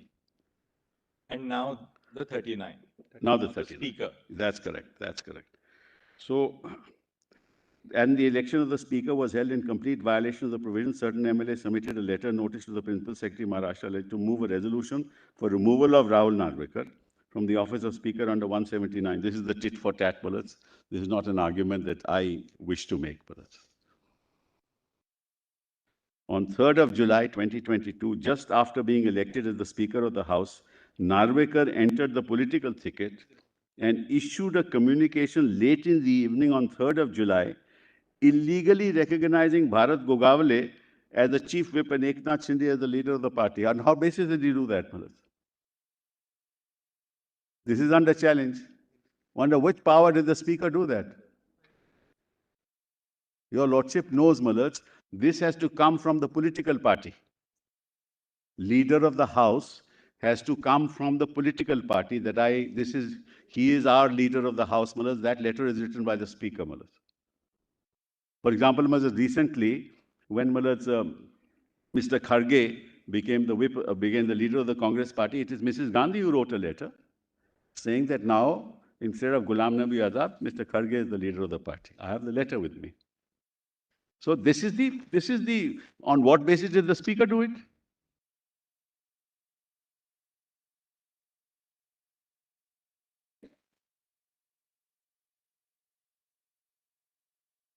The aforesaid communication of the Speaker of 3rd July was challenged by Sunil Prabhu before this Honorable Court, wherein the Honorable Court, by order dated 4/7 in writ petition, directed to list the writ petition along with other connected writ petitions. So that's also pending. Then 4/7, as the Speaker has misconducted himself by entering into the political thicket and attempted to recognize Bharat Gogavale as the chief whip of the Shiv Sena, certain MLAs submitted a notice to the Principal Secretary, Maharashtra Legislative Assembly, to move a resolution for removal of Narvekar from the office. Then, on 4/7, the confidence motion was called for on the floor of the Maharashtra Legislative Assembly by Eknath Shinde on 4th of July. Confidence motion was carried out in favor of Eknath Shinde against several MLAs of the Shiv Sena voted contrary to the whip issued by the official chief whip of the Shiv Sena. 4/7/2022, Bharat Gogavle, and when your lordships will see the petition before the Election Commission, till the 18th of July, there is no reference to any meeting of any political party.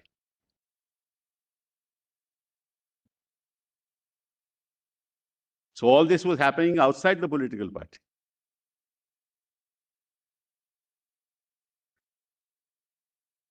Bharat Gogavle also filed disqualification petitions against 14 MLAs under the 10th schedule for the alleged breach of the whip issued by him. It is submitted that Bharat Gogavle has not been authorized by Shiv Sena political party to issue whips on behalf of the Shiv Sena. 5/7/2022, since the delinquent MLAs of the SSLP has openly defied the whip dated 2/7/2022 in the floor test, confidence motion held on 4/7, Sunil Prabhu has filed fresh disqualification petitions against 39 delinquent MLAs seeking their disqualification under 2(1)(b). Then 7/7/2022, Uddhav Thackeray, in his capacity as president of Shiv Sena, wrote a letter to the speaker objecting to the illegal recognition of Bharat Gogavle as the whip of the Shiv Sena and reiterated the decision of the Shiv Sena political party to recognize Sunil Prabhu as the whip of the SSLP. So, what's happening here is, that the legislative party, a majority in the legislature of the Maharashtra Legislative Assembly, is treating itself as the political party and making orders for its own benefit. That's the constitutional issue that your lordships will have to decide.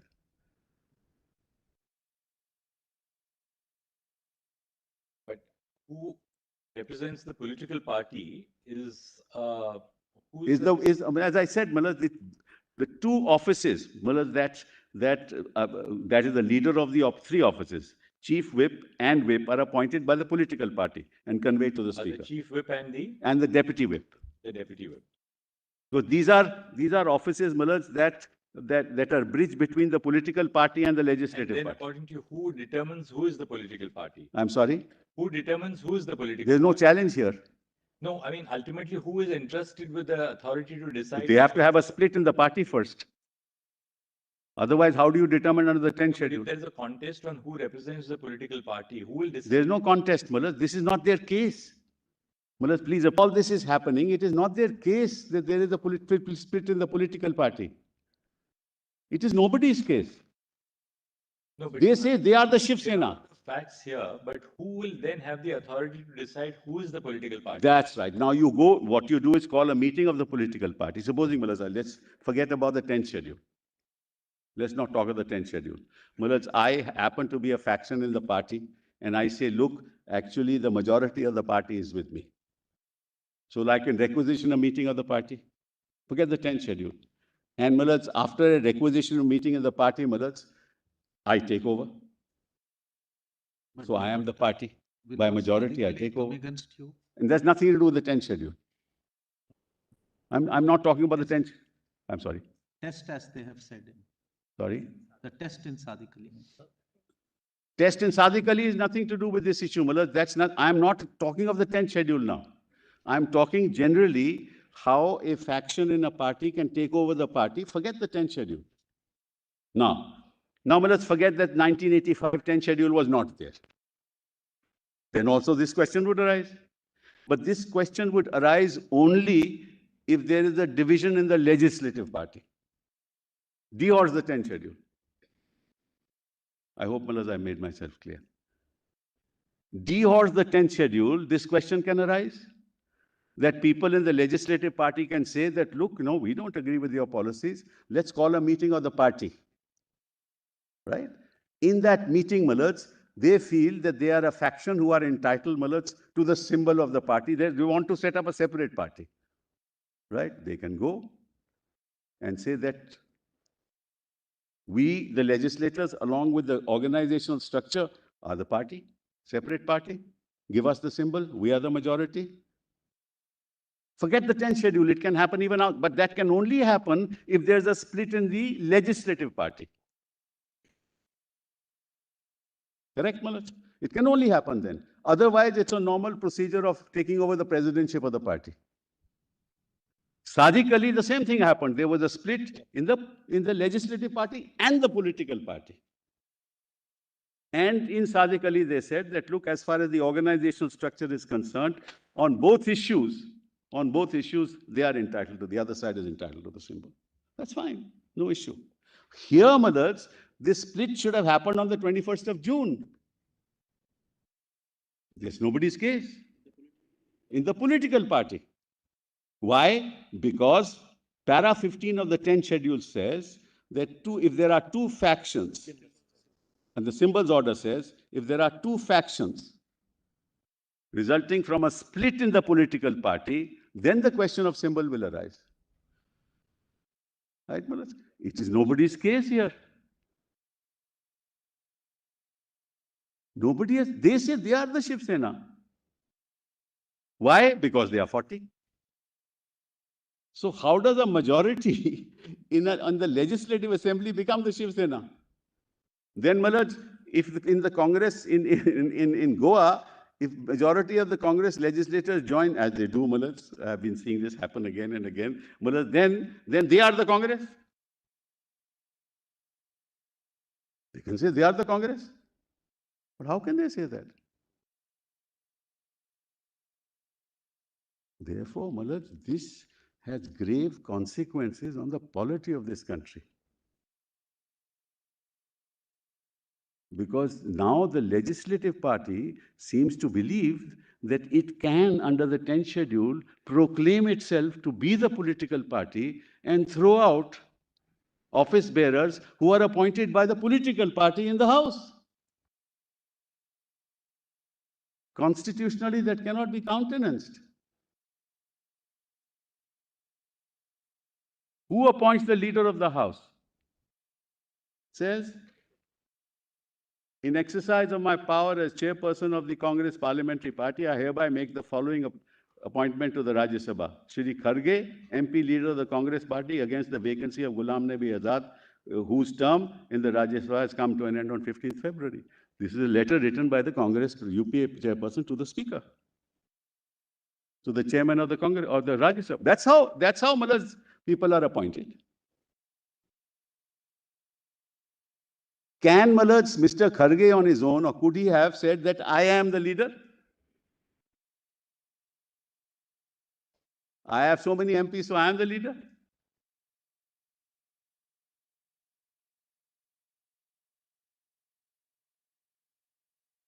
The same thing with the whip.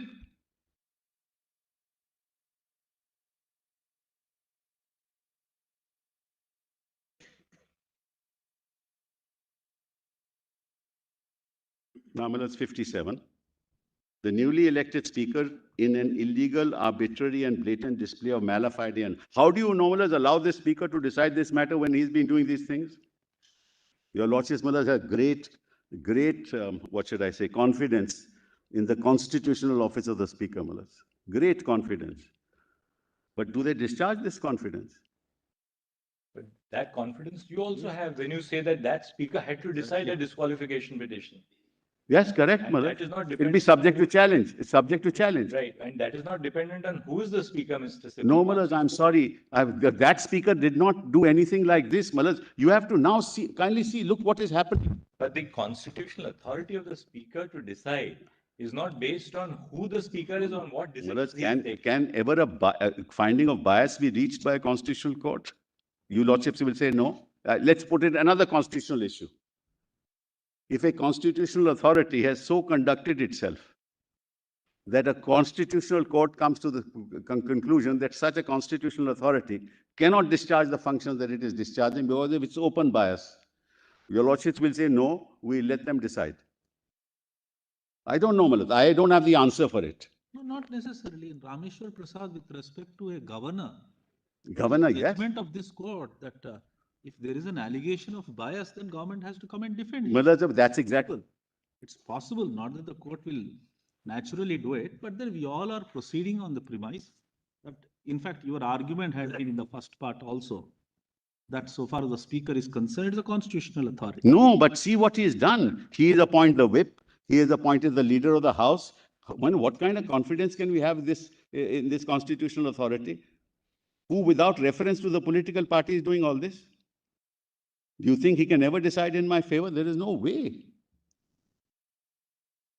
But then you have the first speaker who That's- in defiance of the legislative rules gives 2 days notice. I'm sorry. No, that is. In defiance of the Malad, legislative rules Malad, gives 2 Malad, days notice. What That, clause that, for the that your lordship, They're all, this is the way everybody is behaving. and that's correct. So what do we do, Malad? Your lordships will then have to. There are two options. Asking some. Either you debunk the authority of the speaker, or you say I said that irrespective on. of what. I said that on day one, Malad. Alternately, irrespective of what lesser mortals decide, ultimately, in a democracy, you value the office or the institution. Then that 27th order should not.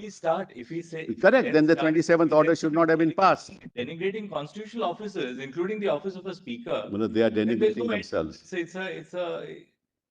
They are denigrating themselves. We are not denigrating No, anybody. Mr. Sibal, there's some problem. It's a race to the bottom then. Yes, we have. We have to start Malad's.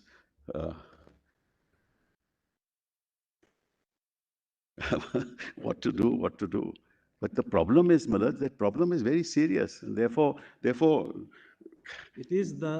are the legislators, parliamentarians who have decided upon the speaker to be the tribunal for 10th schedule. It is parliamentarians' decision. I agree. Then Malad. schedule. So therefore, court is only interpreting that. Fine, Malad. Then we must go back to But this doesn't 27th. take us anywhere, Mr. Sibal. The difficulty repeatedly you say at one stage, it poses a very big problem for the court. Yeah. On the one hand, if the speaker is with you, you would say that it's a constitutional authority. What's wrong with the speaker? If you have some difficulty, you would say, you means not you. You would say, look at the way the speakers have behaved. So therefore, for us, as long as the Constitution bench judgment is there, we will go by the fact I that agree. the speaker is the tribunal and he is the presiding officer for 10th schedule. Correct. And Correct, we will not go back the decision. That's the final decision so far as we are concerned. Fine. That's, I mean, I don't, Proceed. I don't want to, Malad, say anything contrary to that, except that on that logic, the 27th order could not have been passed. You will argue that. Then we come back to that, Malad. And that's what led to where we are today. And again, it's merely because one or two speakers have gone astray, would the court be inclined to debunk the whole procedure as laid down and the 10th schedule? No, by no, saying- Malad, I mean, my intention is not that. I'm just, Malad, telling your lordships what has been happening. So it's a conundrum. Yes, it's a conundrum. It's a constitutional conundrum, but your lordships will one day have to sort it out. Sorry for another question. Every time this question is raised before the court, I would want to ask you, how many times did the parliamentarians raise this question in the parliament saying that let us actually amend the constitution, change the speaker? How many times the discussion took place in the parliament to review the conduct of the speaker? Well, Why is that question raised before the court, which is not the forum for the consideration? How many times the parties have sat down together and decided that this is not working? Let us go back. Once the Kyoto Holohan was rendered, Malad, what would Parliament would say? Why it only upheld the 10th schedule. It is your making the 10th schedule. No, Malad, the political party in power, wherever it is, wants to use the office of the speaker to do what they are doing. The political party would never, in power, would never like to change it. This will take us nowhere, Mr. Sibal, frankly, and this will, unless there's an amendment to the constitution, unless there is a reference, a direct challenge. Malad, And so Justice Sabharwal we said have it. to Malad. proceed on that premise. Justice Sabharwal said it in a judgment of this court, Jagjeet Singh. Exactly that. Undoubtedly, our constitutional scheme, the speaker enjoys a pivotal position. The position of the speaker is and has been held by people of outstanding ability and impartiality, without meaning any disrespect for any particular speaker in the country, but only going by some of the events of the recent past. Constitutional entrustment of power. Recent past. Certain questions have been raised about the confidence in the matter of impartiality on some issues having political overtones, which are decided by the speaker in his capacity as a tribunal. It has been urged that if not checked, it may ultimately affect the high office of the speaker. Our attention has been drawn to the recommendations made by the National Commission to review the working of the Constitution, recommending that the power to decide on the question as to disqualification on the ground of defection should vest in the Election Commission. I dread that as of today, Malats. Election Commission instead of the Speaker of the House. Concerned. Our attention has also been drawn to the views of a number of other experts, committees, commissioners, to the effect that power of disqualification as a result of defection needs to be exercised in accordance with the opinion of the Commission, as in the case of decision on questions as to disqualification of members. Whether to vest such power on the Speaker or Election Commission or other institution is not for us to decide, as your Lordship rightly said. Exactly. It is for Parliament to decide. Exactly. Right. I agree. I'm not disputing that. But I'm just saying the disquiet that we have witnessed in the functioning of the office, that's all that I'm saying. I'm not saying this person is good or that person is good. It's the institutional framework within which he functions, Mulad, is not consistent with his responsibilities as a tribunal. That's all that I'm saying. What to do? But the fact is that he had no authority in law to decide on the whip and on the leader of the House. That's not his. That's a separate issue. We made it out of that. That's right. I will make that argument. Then let's come to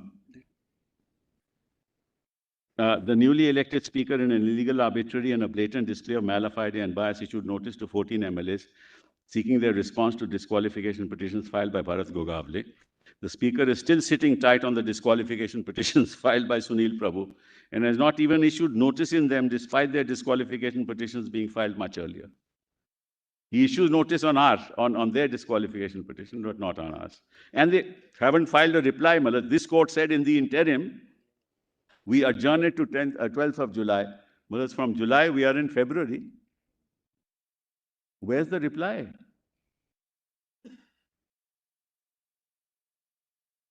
"18th of July, the notice issued by the Speaker in the disqualification petitions filed by Bharat Gogavle against 14 Shiv Sena MLAs, including Sunil Prabhu, was challenged by Sunil Prabhu in writ petition, wherein this Honorable Court, by order dated that, directed to tag the writ petition along with other connected matters." So that's also before your Lordships. And now, Malats, the Election Commission says they are the Shiv Sena. Now we'll be further disqualified. Any meeting called, if we don't attend, then when we are, Malats, then it'll be further problems.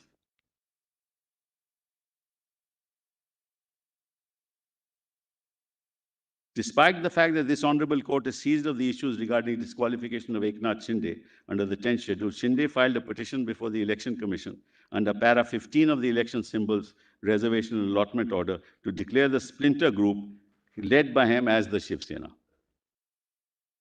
So this is the first time, Malas, that he went. On 20th July, by order dated 20th July, another in writ petition so-and-so, another connected petition. This court issued notice in writ petition so-and-so. It was directed by this Honorable Court, the writ petition shall be treated as the lead matter. 20th July, pursuant to the order of the court dated 20th July, Shri Subhash Desai made a representation to the ECI, by representation requesting ECI to not proceed with any petition related to Shiv Sena, as substantially similar matters and issues are pending before this Honorable Court, and not to take any preemptive action. Then IA 100285 was filed on 21st July, was preferred by Sunil Prabhu in writ petition seeking direction to the Speaker, Maharashtra Assembly, to produce the following records. All proceedings relating to disqualification of rebel Shiv Sena MLAs filed by Sunil Prabhu. All proceedings related to disqualification filed by Shri Gogavle. All proceedings of the Speaker and Deputy Speaker in relation to recognition of the Leader of the House and Chief Whip of Shiv Sena. Proceedings of the House on 3rd July and 4th July. 22nd July, without deference to the proceedings pending before this court, as well as without considering that no adjudication can take place till disqualification petitions pending against delinquent MLAs are decided, Election Commission issued notice to Uddhav Thackeray on the petition filed by Eknath Shinde.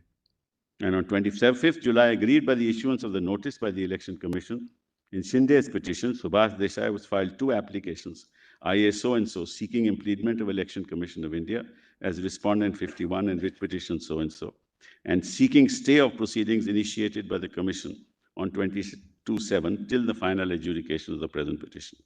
On 4th of August, this court, after hearing the Election Commission and the parties, recorded the submission of the Commission that no orders may need to be passed by this court interdicting proceedings before the Election Commission.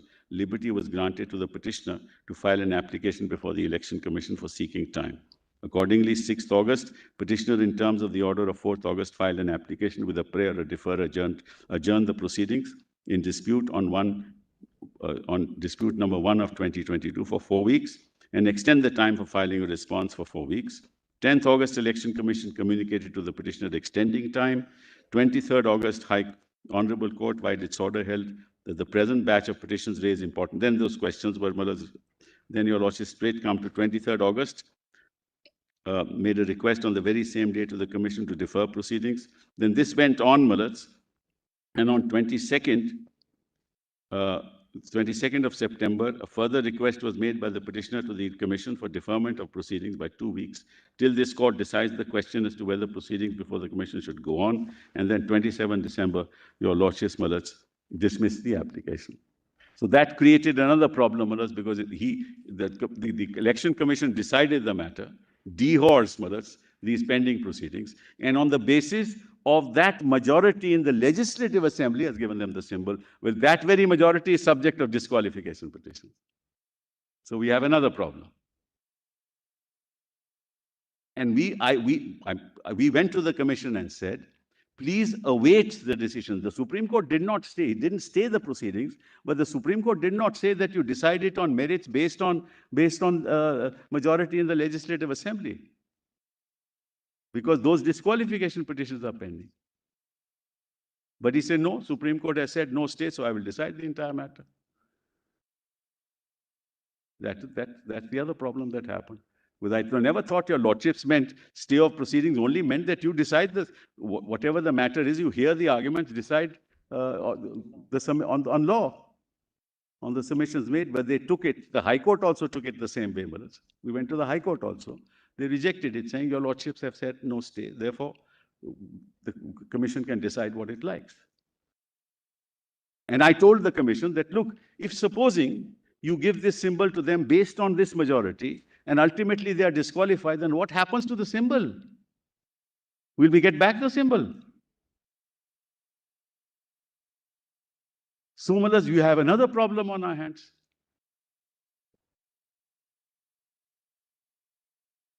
So anyway, only your Lordships can decide this matter. We can only place the facts before you. You have to do something to be able to ensure that there is confidence in institutional frameworks in the system, in this country. That's my only concern. Winning or losing doesn't matter. These are political battles. Will be won today and lost tomorrow, or lost today and won tomorrow. But the institution must go on, and the people of India must have confidence in that institution, whether it's the Election Commission or the Office of the Speaker or the court. Now, Mullets.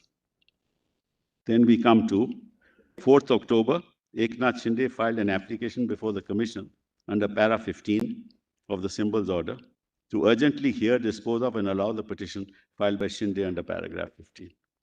On 7th October, Thackeray filed a preliminary reply to the application under para 15 with a prayer requesting Commission not to pass any order without an opportunity of oral hearing to Thackeray. Well, on 8th October, Thackeray filed a reply to the application of Shinde under para 18 of the Symbols Order. Election Commission, without hearing either of the parties. This is another curious thing. On 8th October, without hearing either of the parties, and merely hours after the reply of Uddhav Thackeray was filed, passed an order in dispute 1 of 2022, inter alia freezing the symbol of bow and arrow. And your Lordship knows, Mullets, that a hearing is required. It's mandatory under paragraph 15. Also, the Election Commission directed Uddhav Thackeray and Eknath Shinde to first furnish their preferences for interim party names and interim symbols. Uddhav Thackeray, under protest and without prejudice to his right to challenge the impugned order, freezing the symbol bow and arrow, proposed 3 interim names and interim symbols of his own choice in the order of preference. 10th October, Shinde proposed his preferences of symbols, out of which first 2 were identical to the interim symbols proposed by Uddhav Thackeray.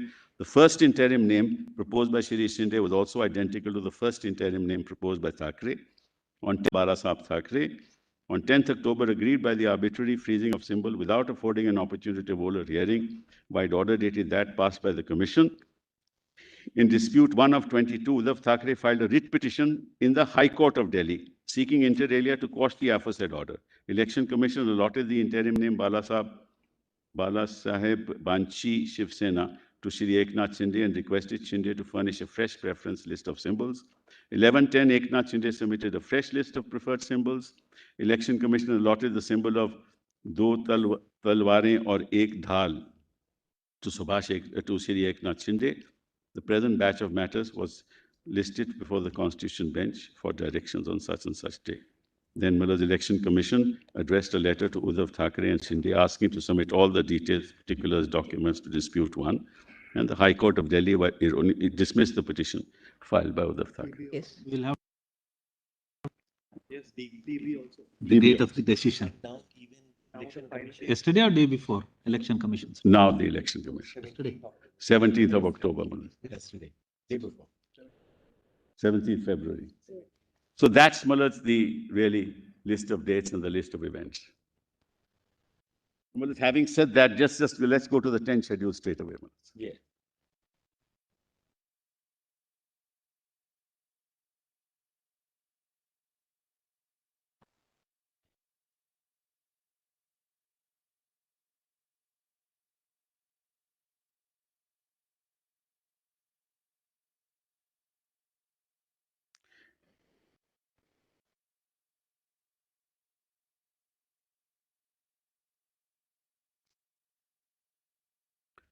In this schedule, unless the context otherwise requires, House means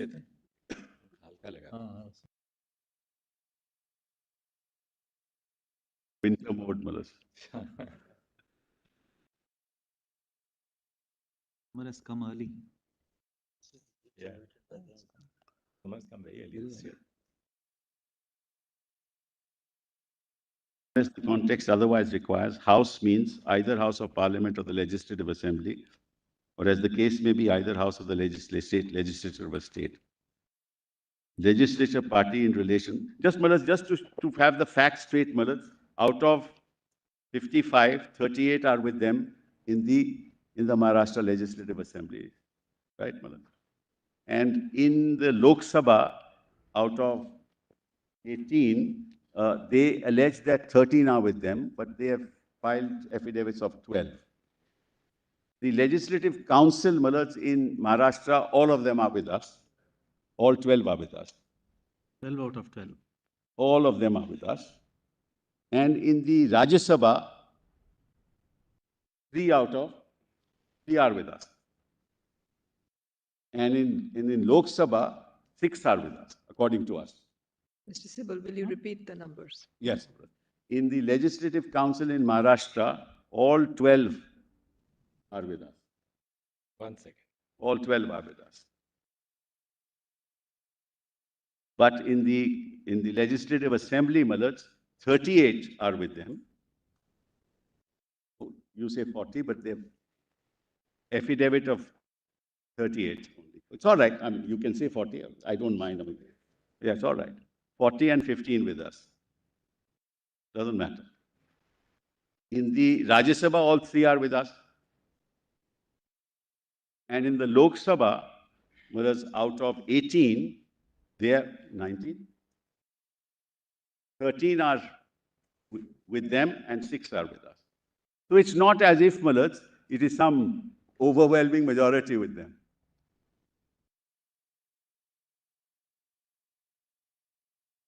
And in the organizational structure, and what is... What about the Rajya Sabha? you said? Lok Sabha Oh, three Rajya Sabha are all with us.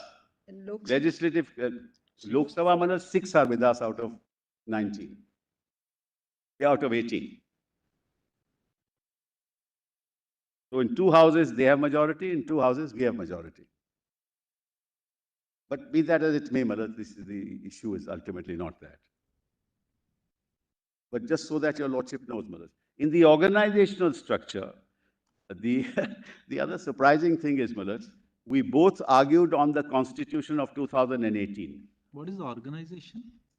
All the The Pratinidhi structure of Sabha, organization of there is a petition. Pratinidhi Sabha and there is the Karyakarani, which is the executive, largest executive body, 13 members of the Karyakarani, and General about bodies, 260 odd members of the Pratinidhi Sabha, which will come to later. Well, the point that I'm making is that we both relied upon the 2018 Constitution, but the Commission in its order, without letting us know during the argument, said that the 2018 Constitution is not recorded in the Election Commission. Never put it to us, never told us, not their argument, not my argument. Both argued on the 2018 Constitution, and the Commission, without ever informing us, says that Constitution is not on our record.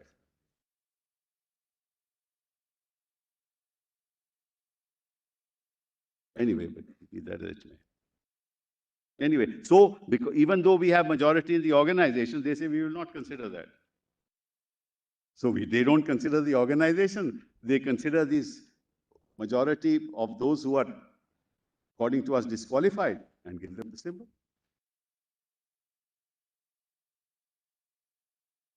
So you move from the speaker to the election commission, and then from there, where do you go? Anyway, so let's now come to the tension. The legislature party, in relation to a member of a house belonging to any political party, in accordance with the provisions of paragraph 2,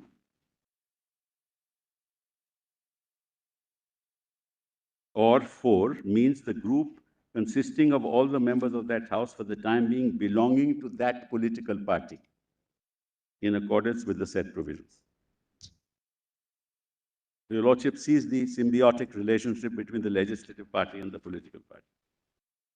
The original political party, in relation to a member of a house, means the political party to which he belongs for the purposes of subparagraph 1 of paragraph 2. Paragraph means paragraph in this schedule. Then 2, subject to the provisions of paragraphs 4 and 5, a member of a house belonging to any political party shall be disqualified from being a member of the house if he has voluntarily given up his membership of such political party, or if he votes or abstains from voting in such house contrary to any direction issued by the political party to which he belongs, or by any reason, or by any person or authority authorized by it in this behalf, without obtaining in either case the prior permission of such political party, person or authority, and such voting or abstention has not been condoned by such political party, person or authority within 15 days from the date of such voting or abstention. So, what's important here to note is that he cannot vote contrary to any direction issued by the political party. So, obviously, in terms of paragraph P, it's the political party which issues the direction, not the legislative party. And the direction is issued through the leader of the political party, normally the whip, or the leader of the political party. Such person authorized. So therefore, the political party will authorize such person, and he is the whip. The whip term is not used in the 10th schedule, as you will notice. The term used is direction. Or by any person or authority authorized by this behalf, without obtaining in either case the prior permission of such political party. Normally, whose permission has to be obtained if I want to vote against the whip? Political parties. And political party is outside the house, not within the house. Within the house are only legislators. So you'll have to go to the whip, you'll have to go to the whip, or the person authorized, look, I want to vote against, or I want to make a speech against. I don't agree with this bill. And sometimes, actually whips do agree. It has happened so often with us. You say, no, these particular clauses, I don't allow me to speak, but I will vote for you ultimately because I don't want to violate the whip, but allow me to speak. And sometimes we are allowed.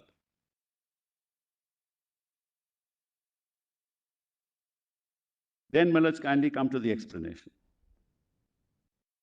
For the purposes of this subparagraph, an elected member of a house shall be deemed to belong to the political party, if any, by which he was set up as a candidate for election as such member.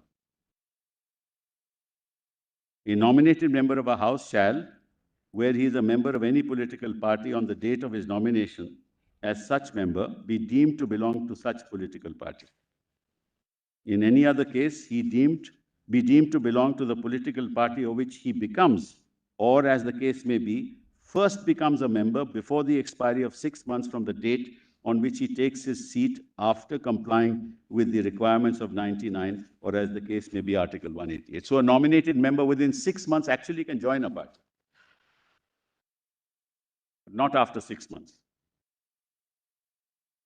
Then subsection 2 is very important. An elected member of a house who has been elected as such otherwise than as a candidate set up by any political party shall be disqualified for being a member of the house if he joins any political party after such election. I belong to that category, Mullah. So, Mullah, if I try and join any other party, Mullah, I shall be disqualified. Anglo-Indians. That's right. That's for nomination, not 3. Yes. 3 is a nominated member shall be disqualified being a member of the house if he joins any political party after 6 months. That's what I told your lordships. From the date on which he takes his seat after complying with the requirements of 99.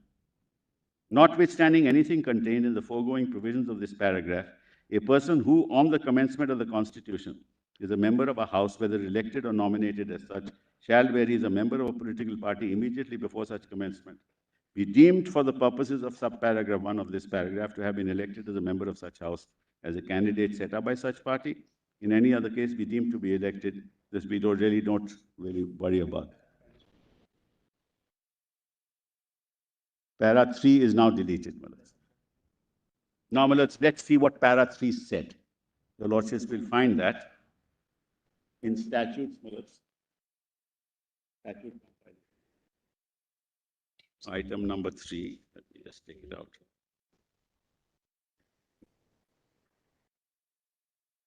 Page 48, it's there. PDF 50. Yes, PDF page 50. 50.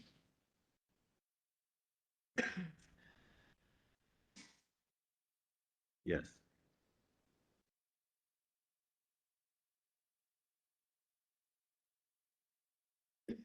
Worship has that?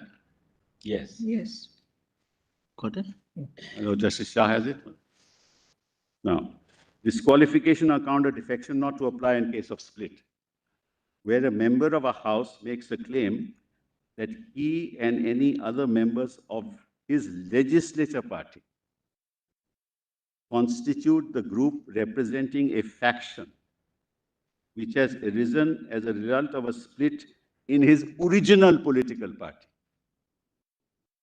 And such group consists of not less than 1/3 of the members of such legislature party, he shall not be disqualified under subparagraph 1 of paragraph 2. So paragraph 3 as it then stood operated on the assumption that there is a split in the original political party.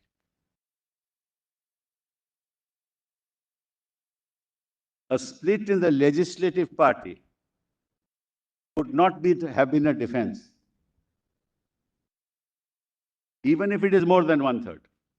There has to be a split in the original political party. Now, how does that split happen? Because he makes a claim. Before all this happens, demonstrates in the claim that a split has occurred, calls for a meeting of the original political party, has a faction, has a resolution passed, breaks away, Malaj, and then if he is 1/3, it's a defense.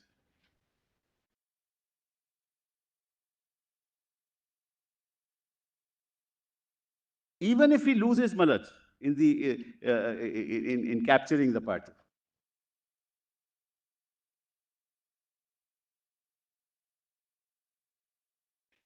He shall not be disqualified under paragraph 2 that he has voluntarily, sorry, where was I? Yes, that such group consists of not less than 1/3 of the members of such legislative party. He shall not be disqualified under subparagraph 1 of para 2 on the ground that he has voluntarily given up his membership of the original political party, or that he has voted or abstained from voting in such house contrary to any direction issued by such party, or by any reason or authority authorized by it in that behalf, without obtaining the prior permission of such party, person or authority, and such voting or abstention has not been condoned by such party, person or authority within 15 days from the date of which such voting or abstention. And from the time of such split, such faction shall be deemed to be the political party to which he belongs for the purposes of subparagraph 1 of 2, and to be his original political party for the purposes of that paragraph. So the splinter group of that party can be a separate political party. He will, because he is 1/3 in the legislature, belong to that party, because that becomes his original political party. None of this has happened here. The quantum of the split, interestingly, was not defined in terms of numbers. So long as there is a split, the 1/3 is in relation to the group representing the legislative party. Yes, yes, I agree, Madam. Well, that split may be minority, majority, it doesn't matter. So long as, there is a split There is a split. in the original political party. Correct. So that's not the case here, Malad. On 21st of June, they were in Gujarat and they were in the Northeast, only the legislative members.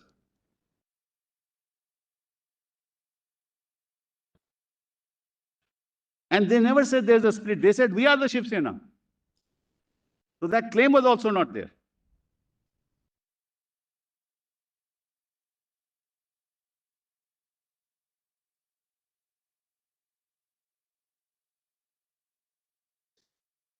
Then came the 91st Amendment, Malad.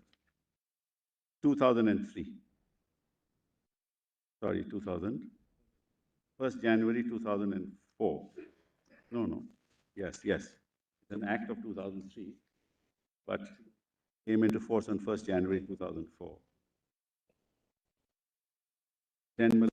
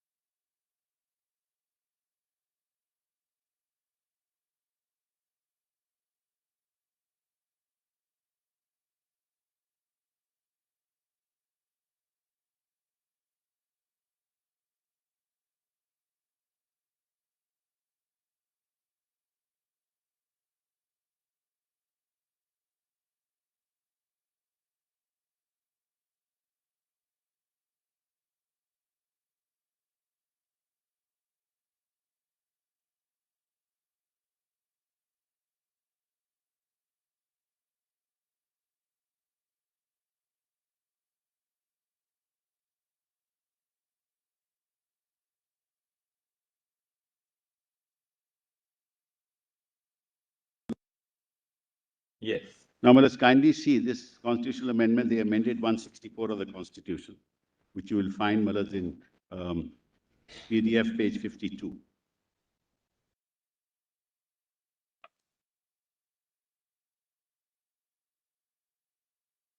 In article, I'm sorry, as Article 164 of the Constitution, after clause 1, the following clauses shall be inserted. Where are we? Well, is that PDF page 52? PDF page 52, yes. Well, this is the amendment starts, Madhur, at PDF page 51. And the relevant part, because 1A and 1B were added. And if you see section 3 of that, in Article 164 of the Constitution, after clause 1, the following clauses shall be inserted, namely 1A, the total number of ministers, including Chief Minister and the Council of Ministers in the state, shall not exceed 15% of the total number of members of the Legislative Assembly of that state, provided that the number of ministers, including Chief Minister, shall not be less than 12. Provided further that the total, we are not concerned with that. 1B, Madhur. A member of the Legislative Assembly of a state or either house of the legislature of a state having legislative council belonging to any political party who is disqualified for being a minister of that house under paragraph 2 of the 10th schedule shall also be disqualified to be appointed as a minister under clause 1 for duration of the period commencing from the date of his disqualification till the date on which the term of his office as such member would expire, or where he contests any election to the Legislative Assembly of a state or either house of the legislature of a state, having legislative council, as the case may be, before the expiry of such period, till the date on which he is declared elected, whichever is earlier. This also creates a lot of problems. That problem doesn't confront us in this case, because most of these people then resign, join the other party, get elected, become minister. So there is some scope for challenge to this particular provision, its constitutionality. But be that as may, we are concerned with the earlier part of this, that if you are disqualified, you can't be a minister. Now your disqualification is pending. Matter is before the Constitution bench. Matter is before the Speaker, whichever it may be. And you are appointed by the governor. And also there's a provision under the Representation of People's Act where they can't contest again. That's right. Not for this, Malas. Not for the 10th schedule. That is for other corrupt practice. There's no period here. That's why I say this is subject to challenge. Right. Okay. There, Malas, if for all kinds of other reasons, corrupt practice, and he's been convicted for X number of years. Now, Malas, what is happening in a ordinary case of a dharna on a road, a trial court convicts you for 2 years and you lose your membership of the Legislative Assembly. That's also happening. We can see it, headline news everywhere.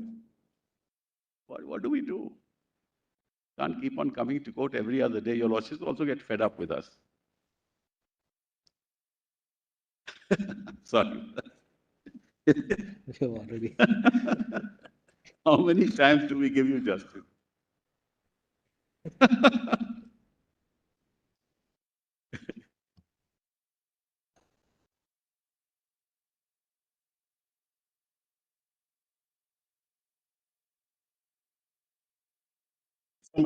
Now, kindly now come. So, Malad, therefore, now the bottom line is there is no concept of a split anymore. Then the statement of objects and reasons for deletion of the paragraph at PGF page 54.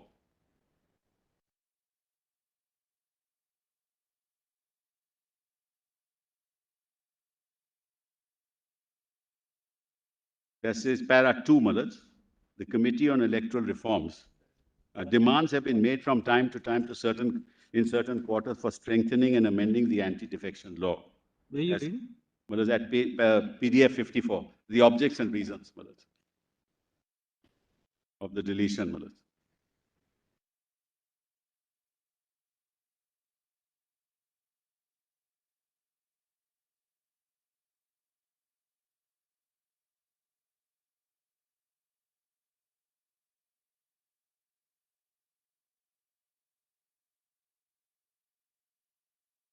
Yes, yes. May I read that, Malad?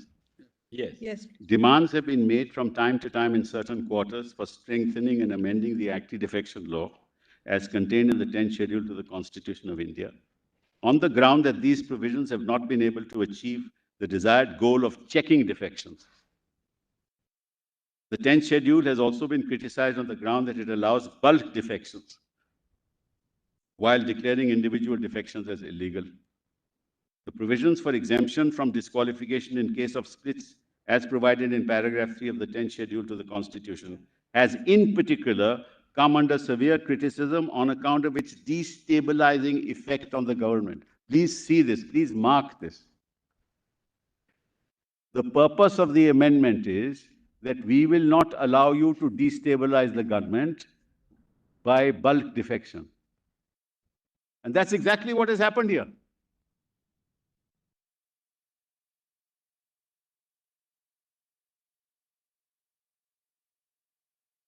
So you have to interpret the 10th schedule and its provisions to ensure that there is no bulk defection.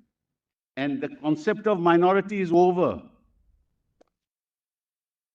Bulk majority also will be subject to disqualification.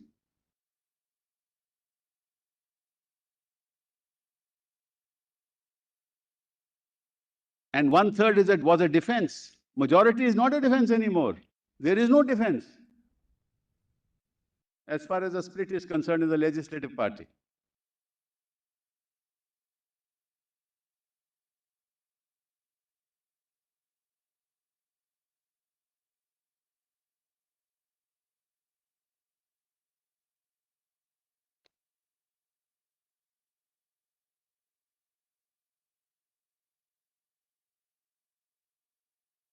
That is not necessary. 10%.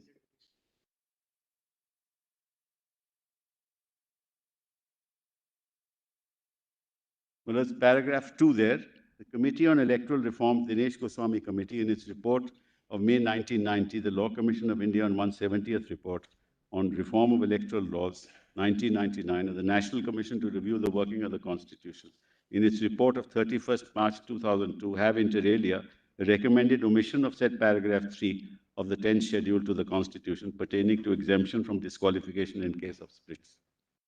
The NCRWC is also of the view that a defector should be penalized for his actions by debarring him from holding any public office as a minister or any other remunerative political post for at least a duration of the remaining term of the existing legislature or until the next fresh elections, whichever is earlier. It is proposed to accept these suggestions.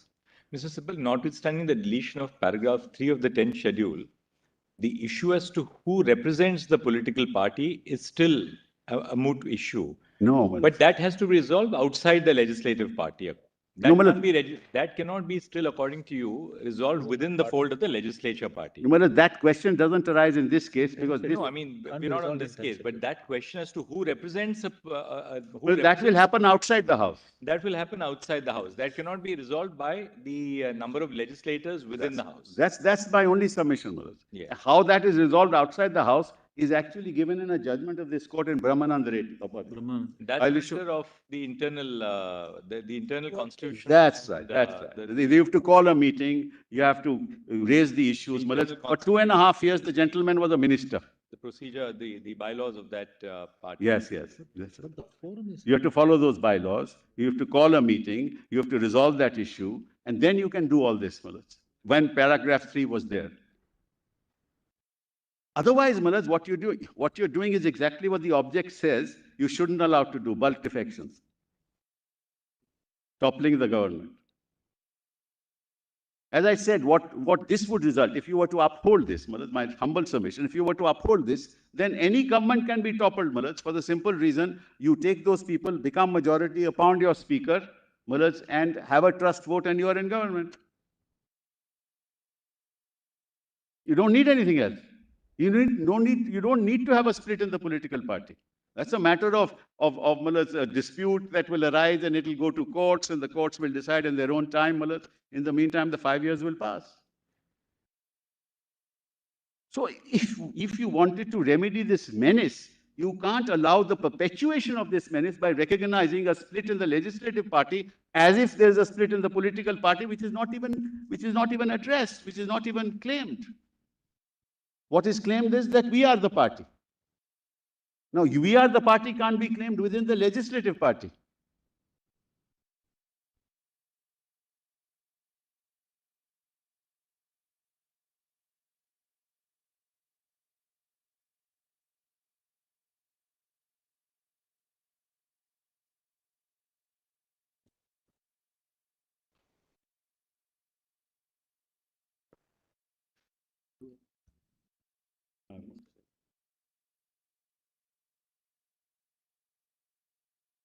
Well, for 2.5 years, I'm sorry.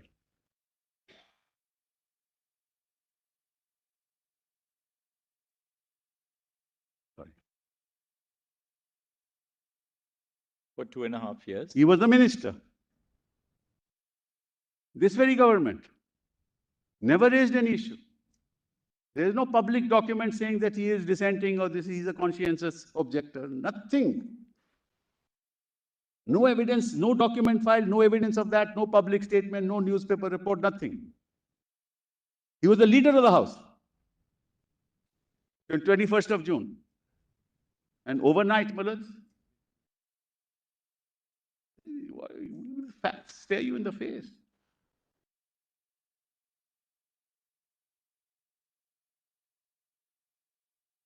The only way, Malaj, this is not what Parliament will be ready to do, the only way to remedy this is to have a 5-year period of no public post moment you defect.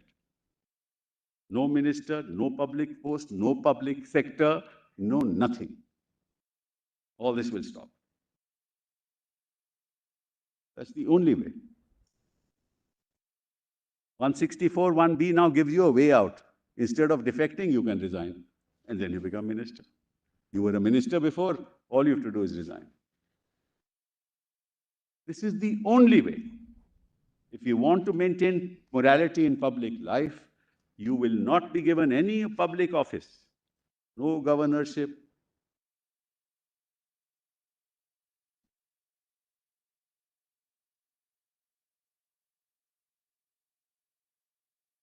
no remunerative post. Kind of cooling off, I'm sorry? cooling off of sorts. Yes. Even in 361, Malaj, in fact, disqualification for appointment on remunerative political post. Capital B, Malaj. If he was disqualified, he can't hold a remunerative post. Actually, 91st Amendment, Malaj, was very careful in trying to sort of settle part of the problem. But one thing was clear, they did not allow for bulk defections.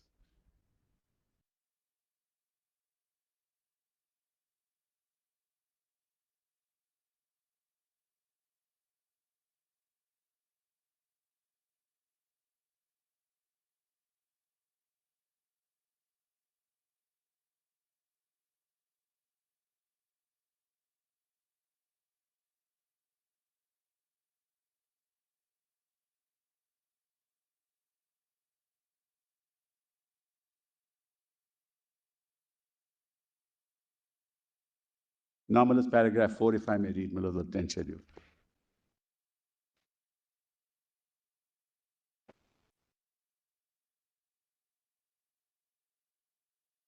Oh, one, Malaj.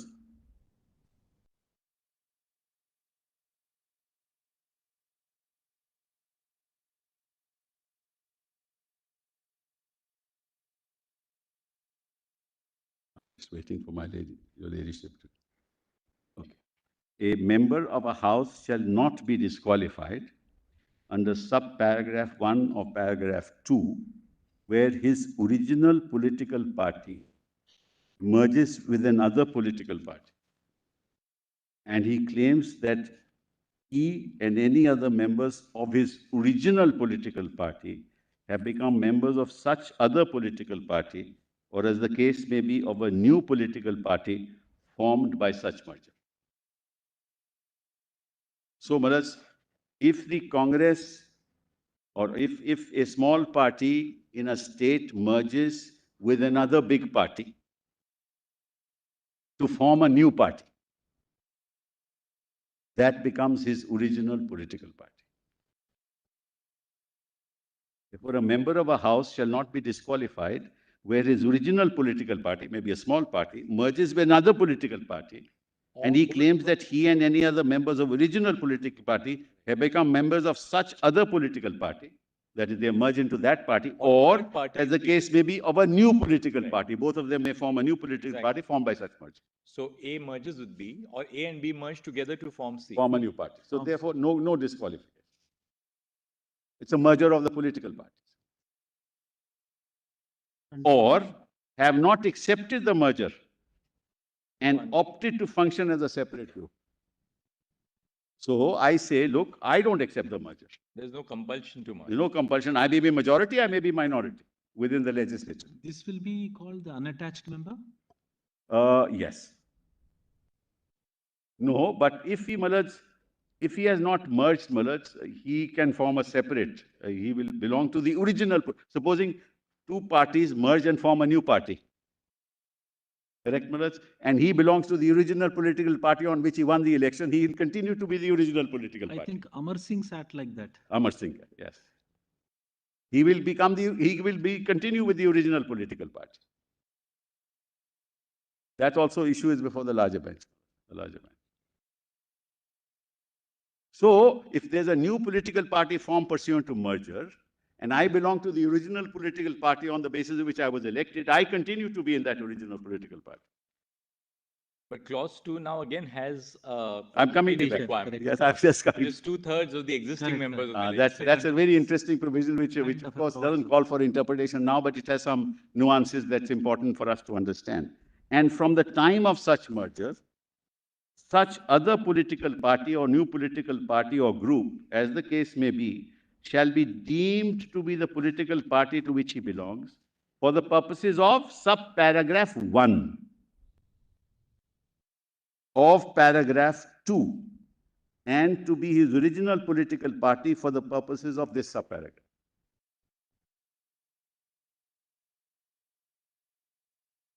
So from the time of such merger, either to a party or to a new political party, he is deemed to be a member of that political party to which he belongs for the purposes of subparagraph 1. So may belong to that original political party and is dissociated himself, or after merger, he belongs to the other political party. No issue. Now comes the problem. For the purposes of subparagraph 1 of this paragraph, the merger of the original political party of a member of a house shall be deemed to have taken place if and only if not less than 2/3 of the members of the legislative party concerned have agreed to such merger. Now, my lords, if 2/3 of the members don't agree, then there is no merger as far as the legislators are concerned. First, the merger takes place. Then the question arises whether you are 2/3 or not. If you are 2/3 and you agree, it is fine. It's a defense. If you are not 2/3, my lords, then you can be a separate group. So 2/3 happens to be a defense after the merger.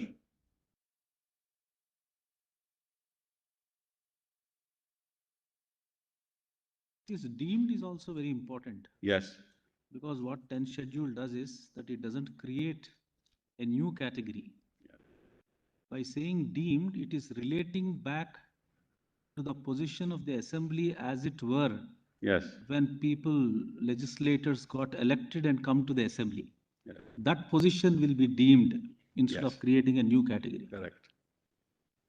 For the purposes of 1, the merger of the original political party of a member of the House shall be deemed to have taken place only if not less than 2/3 of the members concerned have agreed to such merger.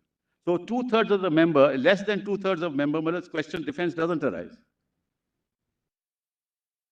But if 2/3 of the members agree, then that's a defense. That's a perfect defense. So, looked at it from any standpoint, these 40 people have no defense under the 10th schedule.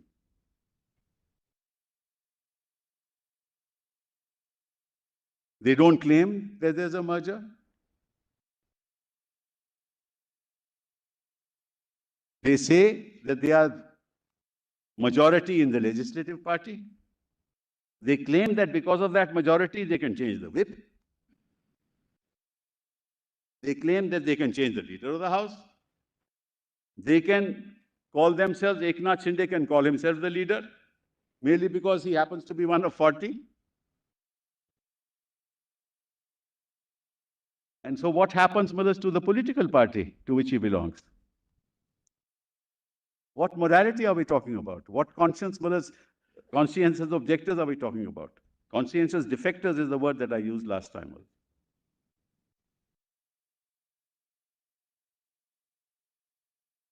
And you don't raise a voice for 2.5 years. You are the leader. You enjoy the fruits of ministership. And suddenly you say that, look, now I am free to do what I want. I can join up with the BJP. I can go to Guwahati or wherever I want to go to, and that's it. So the question that your lordships will have to ask, my lords,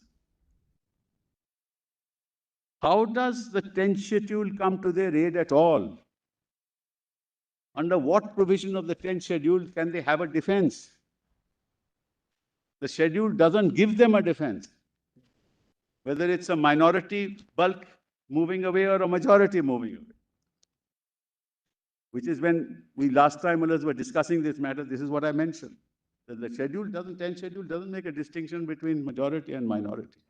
It just ensures that this habit of bulk defections, which is destroying the polity of this country, and by which elected governments can be overturned. So the objective is that you should not allow an elected government to be overturned. That's the fundamental premise on the basis of which paragraph 3 was deleted. You cannot destabilize government. And if you uphold such an act through a judicial process, you are enabling future defections and therefore destabilizing elected governments, which has far-reaching consequences for the polity of this country. That's the issue that your lordships have to decide.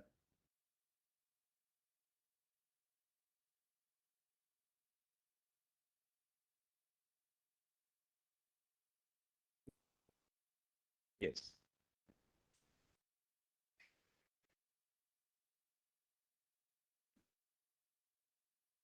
Well, it's paragraph 6 of the 10th schedule, but well, I'll take up the next topic tomorrow, well, if your lordships don't mind. The transcription which we have made was from